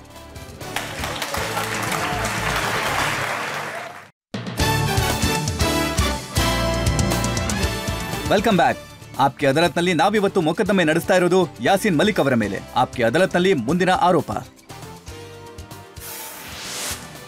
ಆಪ್ಕಿ ಅದಾಲತ್ನಲ್ಲಿ ಜೆಕೆಎಲ್ಎಫ್ನ ಚೇರ್ಮನ್ ಯಾಸೀನ್ ಮಲಿಕ್ ಅವರ ಮೇಲಿರುವ ಆರೋಪವೆಂದರೆ ಇವರು ಡೆಮಾಕ್ರಸಿಯನ್ನು ನಂಬುವುದಿಲ್ಲ ಎಂಬುದು. ಯಾಸೀನ್ ಸಾಹೇಬ್ರೆ, ನನಗೆ ಈ ಪ್ರಶ್ನೆನ ಕಳಿಸ್ಕೊಟ್ಟಿರೋದು ಭಾರತದಲ್ಲಿರುವಂತ ಕಾಶ್ಮೀರಿ ಪಂಡಿತರು. ನೋಡಿ, ಅವ್ರು ಹೇಳ್ತಾರೆ ಯಾಸೀನ್ ಮಲಿಕ್ ಅವರ ಈ ಮುಗ್ಧ ನೋಟ ಏನಿದೆ, ಸುಂದರವಾದಂಥ ಕಣ್ಣುಗಳೇನಿದೆ, ಅದರ ಹಿಂದೆ ಭಯಾನಕವಾದಂಥ ಮುಖ ಇದೆ.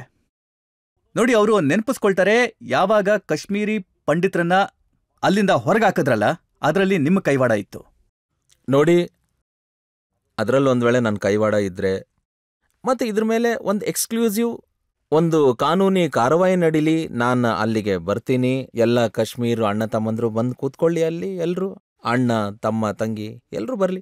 ಮತ್ತು ಈ ಆಪಾದನೆ ಏನಿದೆಯಲ್ಲ, ಮತ್ತು ಕನಿಷ್ಠ ಪಕ್ಷ ನೀವು ಯಾರ ಮೇಲಾದರೂ ಆಪಾದನೆ ಓರಿಸ್ತಾ ಇದ್ರೆ ನಿಮಗೆ ಅದರ ಪ್ರಕಾರ ಸಾಕ್ಷಿ ಒಂದು ವಾದ ಮಾಡಕ್ಕೆ ಯಾರಾದರೂ ಇರಬೇಕಲ್ಲ. ಆರ್ಗ್ಯುಮೆಂಟ್ ಅಲ್ಲಿ ಅವರು ಸಾಕಷ್ಟು ಸಾಕ್ಷಿಗಳನ್ನ ಇಲ್ಲಿ ಕೊಟ್ಟಿದ್ದಾರೆ. ಮತ್ತೆ ನೋಡಿ, ಅವ್ರು ಹೇಳ್ತಾರೆ ಬಿಟ್ಟ ಕರಾಟೆ ಹೆಸರಿನ ಒಬ್ಬ ವ್ಯಕ್ತಿ ಇದ್ದ, ಅವನು ಕೊಂದಿದ್ದು.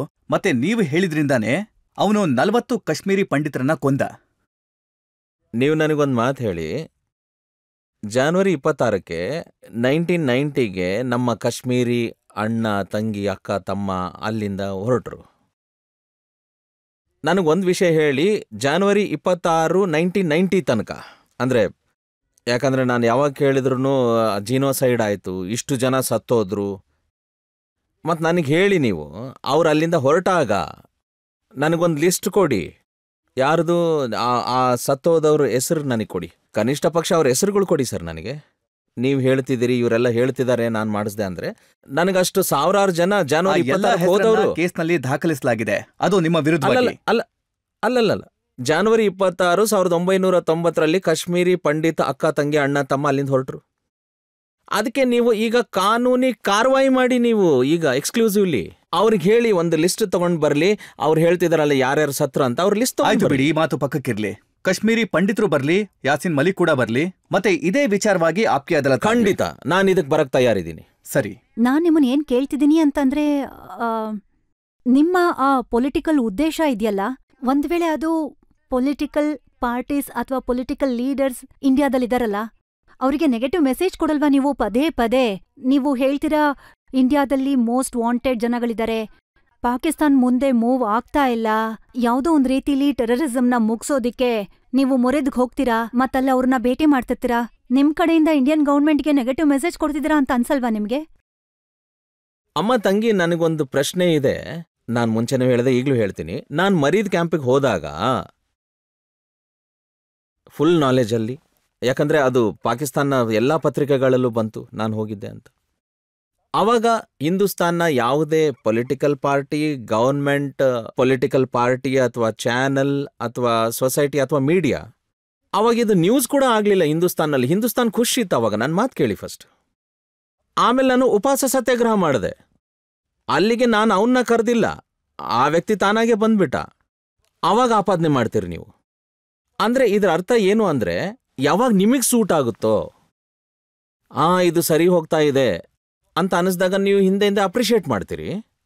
ಯಾವಾಗ ಒಂದು ಉಪವಾಸ ಸತ್ಯಾಗ್ರಹ ಇರುತ್ತೆ, ಅಲ್ಲಿಗೆ ಅವನು ತಾನಾಗೆ ಬರ್ತಾನೆ, ಅವಾಗ ನೀವು ಪ್ರಶ್ನೆ ಮಾಡ್ತೀರಿ ನನ್ನ. ಅಂದ್ರೆ ನಾನು ಇವಾಗ ಆ ಪ್ರಶ್ನೆ ಮಾಡಬಾರ್ದಾ? ಹಿಂದೂಸ್ತಾನ್ ಸರ್ಕಾರಕ್ಕೆ ಅಥವಾ ಯಾವ ನ್ಯೂಸ್ ಚಾನಲ್ ಅದನ್ನೊಂದು ದೊಡ್ಡ ಇಶ್ಯೂ ಮಾಡಿದ್ರು ಅವ್ರಿಗೆ, ಇದು ಡಬಲ್ ಸ್ಟ್ಯಾಂಡರ್ಡ್ ಅಲ್ವಾ? ಯಾಕಂದ್ರೆ ನಿಮ್ ಪ್ರಕಾರ ಅಫೆನ್ಸ್ ಅನ್ನೋದಾಗಿದ್ರೆ ಅಫೆನ್ಸ್ ಆಗಿದ್ದು ಮರೀದ್ ಕ್ಯಾಂಪ್ಗೆ ಹೋದಾಗ ದೊಡ್ಡ ಅಫೆನ್ಸ್ ಅದು. ಯಾಕಂದ್ರೆ ಅಲ್ಲಿ ನಾನು ಅವ್ರ ಕ್ಯಾಡರ್ಸ್ಗೆ ನಾನು ಬುಕ್ಸ್ ಕೊಟ್ಟೆ. ಹಾಗಾದ್ರೆ ನೀವು ಒಪ್ಪಲ್ವಾ? ಆಫೀಸ್ ಸಹೀದ್ ಬಗ್ಗೆ ಇಂಡಿಯನ್ ಗವರ್ನಮೆಂಟ್ ಹೇಳತ್ತೆ ಅವರು ಆರ್ಕೆಸ್ಟ್ರೇಟ್ ಮಾಡಿದರೆ ಪೂರ್ತಿ 26/11. ಅದು ಅವರ ಮಾಸ್ಟರ್ ಮೈಂಡಾ ಅಥವಾ ಇಂಡಿಯನ್ ಗವರ್ಮೆಂಟ್ ನ ಅಫಿಷಿಯಲ್ ಸ್ಟ್ಯಾಂಡಾ? ನೀವ್ ಅದನ್ನ ಒಪ್ಪೋದಿಲ್ವಾ? ನೋಡಿ, ನಾನು ನಿಮಗೆ ಒಂದ್ ಮಾತು ಹೇಳ್ತೀನಿ. ಇಡೀ ಹಿಂದೂಸ್ತಾನ್ ನೋಡಿದೆ, ಒಬ್ಬ ಹೆಸರಾಂತ ವ್ಯಕ್ತಿತ್ವ ಹಾಫೀಸ್ ಸಾಬ್ನ ಮೀಟ್ ಮಾಡಕ್ ಹೋಗಿದ್ರು, ಸರಿನಾ? ನಾನು ಅಲ್ಲಿಂದ ವಾಪಸ್ ಬಂದ್ಮೇಲೆ ನನ್ನ ಪಾಸ್ಪೋರ್ಟು ಕಸ್ಕೊಂಡ್ರು, ನಂದೆಲ್ಲ ಬಂದ್ ಮಾಡಿಬಿಟ್ರು. ಇನ್ನು ವಾಪಸ್ ಬಂದ್ಮೇಲೆ ಜೈಲಲ್ಲೂ ಹಾಕ್ಬಿಟ್ರು, ಬಿಡಿ, ಅದು ಬೇರೆ ವಿಷಯ. ಆದ್ರೆ ಆ ಜರ್ನಲಿಸ್ಟ್ ಕೂಡ ಮೆಸೇಜ್ ತಗೊಂಡು ಹೋಗಿದ್ದ, ಸರ್ಕಾರದ್ದು ಮೆಸೇಜ್ ತಗೊಂಡು ಹೋಗಿದ್ದ. ಅವ್ರದನ್ನ ಒಪ್ಪಿಲ್ಲ. ಅಯ್ಯೋ, ನನ್ ಮಾತ್ ಕೇಳಮ್ಮ, ಇದನ್ನ ನೀವ್ ಹೇಳ್ತಿದ್ದೀರಿ ಇದನ್ನ.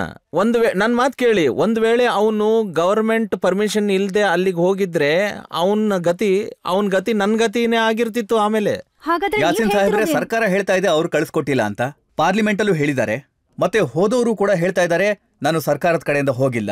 ಆದ್ರೆ ನೀವಂತೂ ಬಲವಂತ ಮಾಡ್ತಾ ಇದ್ರೆ ಇದು ಸರ್ಕಾರದ್ದೇ ಕೆಲಸ ಅಂತ. ಅಲ್ಲ ನೋಡಿ, ನನ್ನ ಒಂದು ಪ್ರಶ್ನೆಗೆ ನೀವು ಉತ್ತರ ಕೊಟ್ಟಿಲ್ಲ. ನಿಮಗೆ ನಂಬಿಕೆ ಇದೆಯಾ ಹಫೀಜ್ ಸಯೀದ್ ಅಂತ ಒಬ್ಬ ಆತಂಕವಾದಿ? ನಿಮಗೆ ನಂಬಿಕೆ ಇದೆಯಾ ಸಲಾವುದ್ದೀನ್ ಅಂತ ವ್ಯಕ್ತಿಗಳನ್ನ ಕೊಲ್ಲುವಂತ ಆತಂಕವಾದಿ ಇವರು ಪೀಸ್ ಪ್ರೋಸೆಸ್ ಅಲ್ಲಿ ಸಹಾಯ ಮಾಡ್ತಾರೆ ಅಂತ ನಿಮ್ಗನ್ಸುತ್ತಾ? ನೋಡಿ, ನಾನು ನಿಮಗೊಂದು ವಿಷಯ ಹೇಳ್ತೀನಿ. ನಿಮ್ದು ಯಾವಾಗಾದ್ರೂ ಯುದ್ಧ ಆಗುತ್ತಲ್ಲ ಬೇರೆ ದೇಶದ ಜೊತೆ, ನೀವು ಪಾಕಿಸ್ತಾನ ಜೊತೆ 3 ಯುದ್ಧ ಮಾಡಿದ್ರಿ. ಅದಲ್ದೇನು ಚಿಕ್ಕ ಅದು ಕಾರ್ಗಿಲ್ನಲ್ಲಿ, ಬಾರ್ಡರ್ಸ್ನಲ್ಲಿ, ಅಲ್ಲಿ ಇಲ್ಲಿ. ಆದ್ರೂ ನೀವು ಮಾತುಕತೆಯ ದಾರಿಗಳನ್ನ ಹುಡುಕ್ತೀರಿ. ಅದಕ್ಕೆ ಕಾನ್ಫ್ಲಿಕ್ಟ್ಸ್ ಆಗುತ್ತೆ. ಯಾಕಂದ್ರೆ ಎಲ್ಲರದು ಏನ್ ಪ್ರಯತ್ನ ಇರುತ್ತಂದ್ರೆ, ಮಾತುಕತೆಯ ಮಾರ್ಗವನ್ನ ಹಿಡಿದಾಗ ಏನ್ ಪ್ರಯತ್ನ ಇರ್ಬೇಕಂದ್ರೆ ಎಲ್ರನ್ನೂ ಇನ್ವಾಲ್ವ್ ಮಾಡ್ಕೊಂಡು ಮಾತಾಡಬೇಕು. ಸೋ ದಟ್ ಆ ಪ್ರಾಸೆಸ್ನ ಸಬೋಟೇಜ್ ಮಾಡಿರಬಾರ್ದು ಯಾರು, ಆ ಪ್ರಾಸೆಸ್ಗೆ ಒಂದು ವೈಲೆನ್ಸ್ ದಾರಿ ಮಾಡ್ಕೊಡ್ಬಾರ್ದು. ಜನ ಏನ್ ಹೇಳ್ತಾರೆ ಅಂದ್ರೆ, ಹಾಫೀಜ್ ಸಯೀದ್ ಇರ್ಬೇಕಾದದ್ದು ಮಾತುಕತೆ ಟೇಬಲ್ನಲ್ಲ, ಭಾರತದ ಜೈಲ್ನಲ್ಲಿರ್ಬೇಕು ಅಂತ ಜನ ಹೇಳ್ತಾರೆ. ನೋಡಿ, ನಂದು ಮೊದಲು ಇದೇ ಉದ್ದೇಶ ಆಗಿತ್ತು, ಈಗಲೂ ಇದೇ ಉದ್ದೇಶ ಆಗಿತ್ತು. ನಾನು ಮುಂಚೆ ಹೇಳ್ದಂಗೆ ಮಿಲಿಟೆಂಟ್ ಲೀಡರ್ಶಿಪ್ನ ಎಂಗೇಜ್ಮೆಂಟ್ ಇನ್ ದ ಡೈಲಾ. ನಾನು ಬರೀ ಕಾಶ್ಮೀರಿ ಲೀಡರ್ಗಳ ಬಗ್ಗೆ ಮಾತಾಡ್ತಿದ್ದೀನಿ, ಅಂದ್ರೆ ಸಲಾವುದ್ದೀನ್ ಅವ್ರು ಯಾವ್ದಕ್ಕೆ ಹೆಡ್ ಆಗಿದ್ದಾರಲ್ಲ ಅದು. ನಾನು ಹಾಫೀಜ್ ಸಯ್ಯದ್ ಸಾಬ್ ಅವ್ರ ಜೊತೆ ಮರೀದ್ ಕ್ಯಾಂಪಿಗೆ ಹೋದಾಗ ಅಲ್ಲಿ ಪೀಸ್ ಪ್ರಾಸೆಸ್ ಏನ್ ನಡೀತಾ ಇತ್ತು, ನಾನಲ್ಲಿ ಏನ್ ಮಾತಾಡಕ್ ಉದ್ದೇಶ ಪಟ್ಟಿದ್ದೆ ಅಂದ್ರೆ ನಮ್ಮ 2 ದೇಶಗಳನ್ನ ಮುಂದುವರಿಯೋದಕ್ಕೆ ಅವಕಾಶ ಮಾಡಿಕೊಡ್ಬೇಕು ಅಂತ, ಪೀಸ್ಫುಲ್ ಅಟ್ಮಾಸ್ಫಿಯರ್ ಕ್ರಿಯೇಟ್ ಆಗ್ಲಿ ಅನ್ನೋ ಉದ್ದೇಶದಿಂದ ನಾನು ಅವನ್ನ ಇಲ್ಲಿ ಮಾತುಕತೆ ಕರ್ಕೊಂಡು ಬಂದಿರಲಿಲ್ಲ. ಮಾತುಕತೆನಲ್ಲಿ ಅಂಥ ವ್ಯಕ್ತಿಗಳು ಶಾಮೀಲಾಗಬಾರ್ದು ಅನ್ನೋದು ಒಂದು ಕಾಕತಾಳೀಯ ಅಂತ ನಾವು ನಂಬಲ್ಲ. ನೋಡಿ, ಕಾಶ್ಮೀರ್ನ ವಿಷಯಗಳು, ಅವ್ರು ಮಾಡಿದಂತ ತಪ್ಪುಗಳಿಗೆ ಅವ್ರಿಗೆ ಶಿಕ್ಷೆ ಆಗೋದು ಬೇಡವಾ? ಪಾಕಿಸ್ತಾನದಲ್ಲಿ ಪ್ರಾಸಿಕ್ಯೂಷನ್ ಸರಿಯಾಗಿ ಆಗ್ತಾ ಇದೆ ಅಂತ ನಿಮ್ಗೆ ಅನ್ಸುತ್ತಾ? ನೋಡಿ, ಆ ಪಾಕಿಸ್ತಾನಲ್ಲಿ ಏನ್ ಟ್ರಯಲ್ಗಳು ನಡೀತಿದಾವಲ್ಲ, ಆಬ್ವಿಯಸ್ಲಿ ಹಿಂದೂಸ್ತಾನ್ ಮತ್ತು ಪಾಕಿಸ್ತಾನ್ ಅದೇ ವಿಷಯಗಳ ಬಗ್ಗೆ ಚರ್ಚೆ ಮಾಡ್ತಾ ಇರ್ತಾರೆ. ಅದಕ್ಕೆ ಈಗ ಹಿಂದೂಸ್ತಾನ್ ಮಾತ್ರ ಹೇಳಕ್ಕೆ ಸಾಧ್ಯ ಆ ವಿಷಯದಲ್ಲಿ ಏನು ನಡೀತಾ ಇದೆ ಅಟ್ ಪ್ರೆಸೆಂಟ್ ಅನ್ನೋದನ್ನ ಹಿಂದೂಸ್ತಾನ್ ಮಾತ್ರ ಹೇಳ್ಬೋದು. ನಾನ್ ಏನ್ ಹೇಳಕ್ ಇಷ್ಟ ಪಡ್ತಾ ಇದ್ದೀನಿ ಅಂತಂದ್ರೆ, ಇವಾಗ ಬಾರ್ಡರ್ನ 2 ಕಡೆ ಜನ ಇದ್ದಾರೆ, ಅವ್ರಿಗೆ ಪೀಸ್ ಬೇಕಾಗಿದೆ. ಯಾರ್ ಸಂಬಂಧಿಕರು ಈ ಕಡೆ ಇದ್ದಾರೋ, ಯಾರ್ ಸಂಬಂಧಿಕರು ಆ ಕಡೆ ಇದ್ದಾರೋ, ಮತ್ತೆ if I can say the rest of things in English, I want to know why mock people don't take note of the fact that we are looking at someone who used to have access to very violent way of life. This person has made a turn around and he's talking about peace. Is quoting from Faiz Ahmed Faiz, believes in Mahatma Gandhi. Why are mock people willing to listen to him? That's my question. ನಿಮ್ಮ ಪ್ರಶ್ನೆ ಜನಗಳದ್ದು.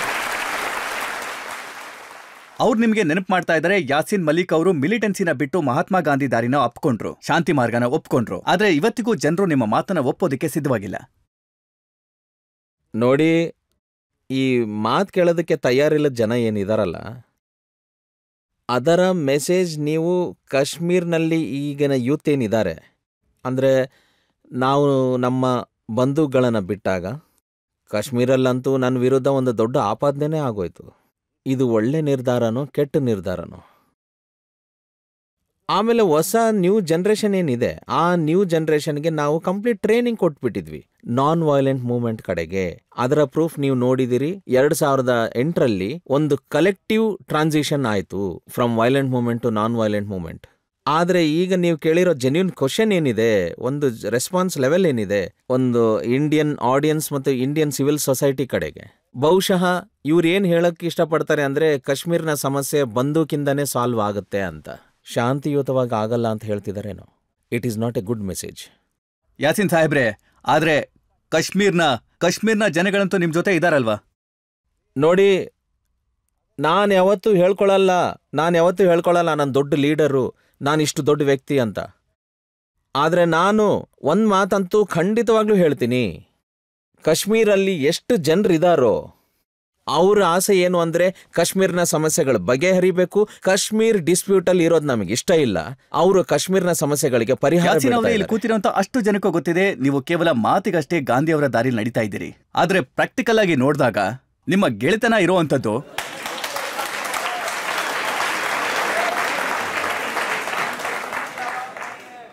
ಒಂದು ವೇಳೆ 87ನಲ್ಲಿ ನಾವು ಒಂದು effort ಮಾಡಿದಾಗ ಅದರ ಪರಿಣಾಮ ನೋಡಿದ್ವಿ. ನಾವು ರೆಡ್ 16 ಇಂಟ್ರಾರ್ಗೇಷನ್ ಮತ್ತು ಜೈಲ್ ನೋಡಿದ್ವಿ. ಒಂದು ವೇಳೆ ಇಂಡಿಯನ್ ಆಡಿಯನ್ಸ್ಗೆ ಏನಾದರೂ ಡೌಟ್ ಇದ್ದರೆ, ಅಂದರೆ ಯಾರು ಕಾಶ್ಮೀರ್ನ ಫ್ರೀಡಮ್ ಬಗ್ಗೆ ಮಾತಾಡ್ತಾರೆ ಜನ ಅವ್ರ ಜೊತೆ ಇಲ್ಲ ಅಂತ, ಸೊ ನಾನು ಒಂದು ಪ್ರಶ್ನೆ ಇಡ್ತೀನಿ ರಜತ್ ಸರ್ಗೆ. ಈ ಪೂರ್ತಿ ಇಂಡಿಯಾ ಟೀಮ್ ಏನಿದೆ, ಈ ಇಂಡಿಯಾ ಟಿವಿ ಚಾನಲ್ ಏನಿದೆ, ಇವ್ರು ಹೇಳಿ ಅಲ್ಲಿ ಮಬೂವಾ ಮುಫ್ತಿಗೆ, ಓಮರ್ ಅಬ್ದುಲ್ಲಾ, ಫಾರೂಕ್ ಅಬ್ದುಲ್ಲಾ ಸಾಬ್ಗೆ, ಕಾಂಗ್ರೆಸ್ಗೆ, ಇವ್ರು ಯಾರಾದರೂ ಬಂದರೂ ಪೂರ್ತಿ ಕಾಶ್ಮೀರಲ್ಲಿ ಒಂದು ಕಾನ್ಸ್ಟಿಟ್ಯೂಷನ್ ಎಸ್ಟಾಬ್ಲಿಷ್ ಮಾಡಲಿ. ಆ ಕಾನ್ಸ್ಟಿಟ್ಯೂಷನ್ನಲ್ಲಿ ನೀವು ಈ ಪಾರ್ಲಿಮೆಂಟು, ಅಸೆಂಬ್ಲಿ ಎಲ್ಲ ಬಿಟ್ಟು ಬಿಡ್ರಿ. ಇವ್ರು ಬಂದು ಕಂಡಕ್ಟ್ ಮಾಡಲಿ ಸಪ್ರೇಟ್ ಎಲೆಕ್ಷನ್, ಪ್ರೈವೇಟ್ ಆಗಿ. ಬರೀ ಇಲ್ಲಿ ಜನ ಬರೀ ಯಾರ ಜೊತೆಗಿದ್ದಾರೆ ಅಂತ. ನಾನು ರಜತ್ ಜಿ ಅವರಿಗೆ ಒಂದು ಇನ್ವಿಟೇಷನ್ ಕೊಡ್ತೀನಿ, ಇದನ್ನ ಕಂಡಕ್ಟ್ ಮಾಡಲಿ, ನಾವು ಶಾಮೀಲಾಗ್ತೀವಿ, ನೋಡೋಣ ಯಾರಿದ್ದಾರೆ, ಜನ ಯಾರ ಜೊತೆ ಇದ್ದಾರೆ ಅಂತ. ಯಾಸಿನ್ ಸಾಹೇಬ್ರೆ, ಒಂದು ವೇಳೆ ಕಾಶ್ಮೀರದ ಜನ ನಿಮ್ಮ ಜೊತೆಗಿದ್ರೆ ನೀವು ಕ್ಯಾಂಡಿಡೇಟ್ ಅನ್ನ ನಿಲ್ಲಿಸಿ, MLA ಮಾಡಿ, ಚೀಫ್ ಮಿನಿಸ್ಟರ್ ಮಾಡಿ, ಸರ್ಕಾರ ನಡೆಸಿ. ನೋಡಿ, 1947ರಿಂದ ಹಿಂದೂಸ್ತಾನಲ್ಲಿ, ಕಾಶ್ಮೀರಲ್ಲಿ ಎಷ್ಟು ಎಲೆಕ್ಷನ್ಸ್ ಆದವು. ಮತ್ತೆ ಹಿಂದೂಸ್ತಾನ್ನ ದೊಡ್ಡ ಗಾಂಧಿಯನ್ ಲೀಡರ್ ಜಯಪ್ರಕಾಶ್ ಸತ್ಯನಾರಾಯಣ್ ಅವರು 1962ರಲ್ಲಿ ಒಂದು ಆರ್ಟಿಕಲ್ ಬರೆದಿದ್ರು ಇಂಡಿಯಾ ಟೈಮ್ಸ್ ಅಲ್ಲಿ. ಅವರು ಆ ಆರ್ಟಿಕಲ್ ಅಲ್ಲಿ ಏನ್ ಬರ್ದಿದ್ರು ಅಂದ್ರೆ, my own country men may accuse my patriotic credentials, but I would like to tell my country men, ಈ ಕಾಶ್ಮೀರಲ್ಲಿ ಏನು ಎಲೆಕ್ಷನ್ಸ್ ನಡೀತಿದೆಯಲ್ಲ, ಈ ಎಲ್ಲ ಎಲೆಕ್ಷನ್ಸು ರಿಗ್ಡ್ ಮತ್ತೆ ಫಾಲ್ಸ್ ಅಂತ. ನಾವು ಕಾಶ್ಮೀರ್ನ ಜನತೆಗೆ ಪ್ರಾಮಿಸ್ ಮಾಡಿದ್ವಿ, ನಾವು ನಿಮಗೆ ನ್ಯಾಯಯುತವಾದ ನಿರ್ಧಾರಗಳನ್ನ ಕೊಡ್ತೀವಿ ಅಂತ. ಇವತ್ತಿನವರೆಗೂ ನಾವಂತ ನಿರ್ಧಾರ ಕೊಡಕ್ಕಾಗಿಲ್ಲ, ಇವತ್ತಿನವರೆಗೂ ಅದು ನಡೆದೇ ಇಲ್ಲ. ನನ್ನ ಆಸೆ ಏನು ಅಂದ್ರೆ, ಆ ಆಶ್ವಾಸನೆ ನಾವು ಯಾವತ್ತು ನಿಭಾಯಿಸ್ತೀವಿ ಕಾಶ್ಮೀರಿ ಜನರ ಜೊತೆ ಅಂತ. ನೋಡಿ, ಈಗ ಸಮಯ ಬದಲಾಗಿದೆ. ನೀವು ಹೇಳ್ತಾ ಇದ್ದೀರಾ ಉಮರ್ ಅಬ್ದುಲ್ಲಾ ಅವರ ಪಾರ್ಟಿ ರಿಕ್ ಮಾಡಿ ಎಲೆಕ್ಷನ್ ಗೆದ್ದಿದ್ದಾರೆ, ಮೆಹಬೂಬಾ ಮುಫ್ತಿ ರಿಕ್ ಮಾಡಿ ಎಲೆಕ್ಷನ್ ಗೆದ್ದಿದ್ದಾರೆ, ಕಾಂಗ್ರೆಸ್ ಪಾರ್ಟಿ ರಿಕ್ ಮಾಡಿ ಎಲೆಕ್ಷನ್ ಗೆಲ್ತಿದ್ದಾರೆ. ನಾನು ನಿಮಗೆ ಒಂದೇ ಮಾತು ಹೇಳಿದೆ, ಅಂದ್ರೆ ಒಂದ್ ವೇಳೆ ಇಂಡಿಯಾ ಟಿವಿ ಇವ್ರಿಗೆ ಹೇಳಲಿ, ಎಲ್ರೂ ಸೇರಿಸಿ, ಎಲ್ಲರೂ ಒಂದಾಗಿರ್ಲಿ, ಅಂದ್ರೆ ಇವರು ಕಾಶ್ಮೀರಲ್ಲಿ ಒಂದು ಕಾನ್ಸ್ಟಿಟ್ಯೂಷನ್ ಎಸ್ಟಾಬ್ಲಿಷ್ ಮಾಡಲಿ, ಅಲ್ಲಿ ಅವರು ಪ್ರೈವೇಟ್ ಆಗಿ ಒಂದು ಎಲೆಕ್ಷನ್ ಮಾಡಲಿ, ನಾವು ಅದರಲ್ಲಿ ನಿಂತ್ಕೋತೀವಿ, ನೋಡೋಣ ಜನ ಯಾರ ಕಡೆ ಇದ್ದಾರೆ ಅಂತ.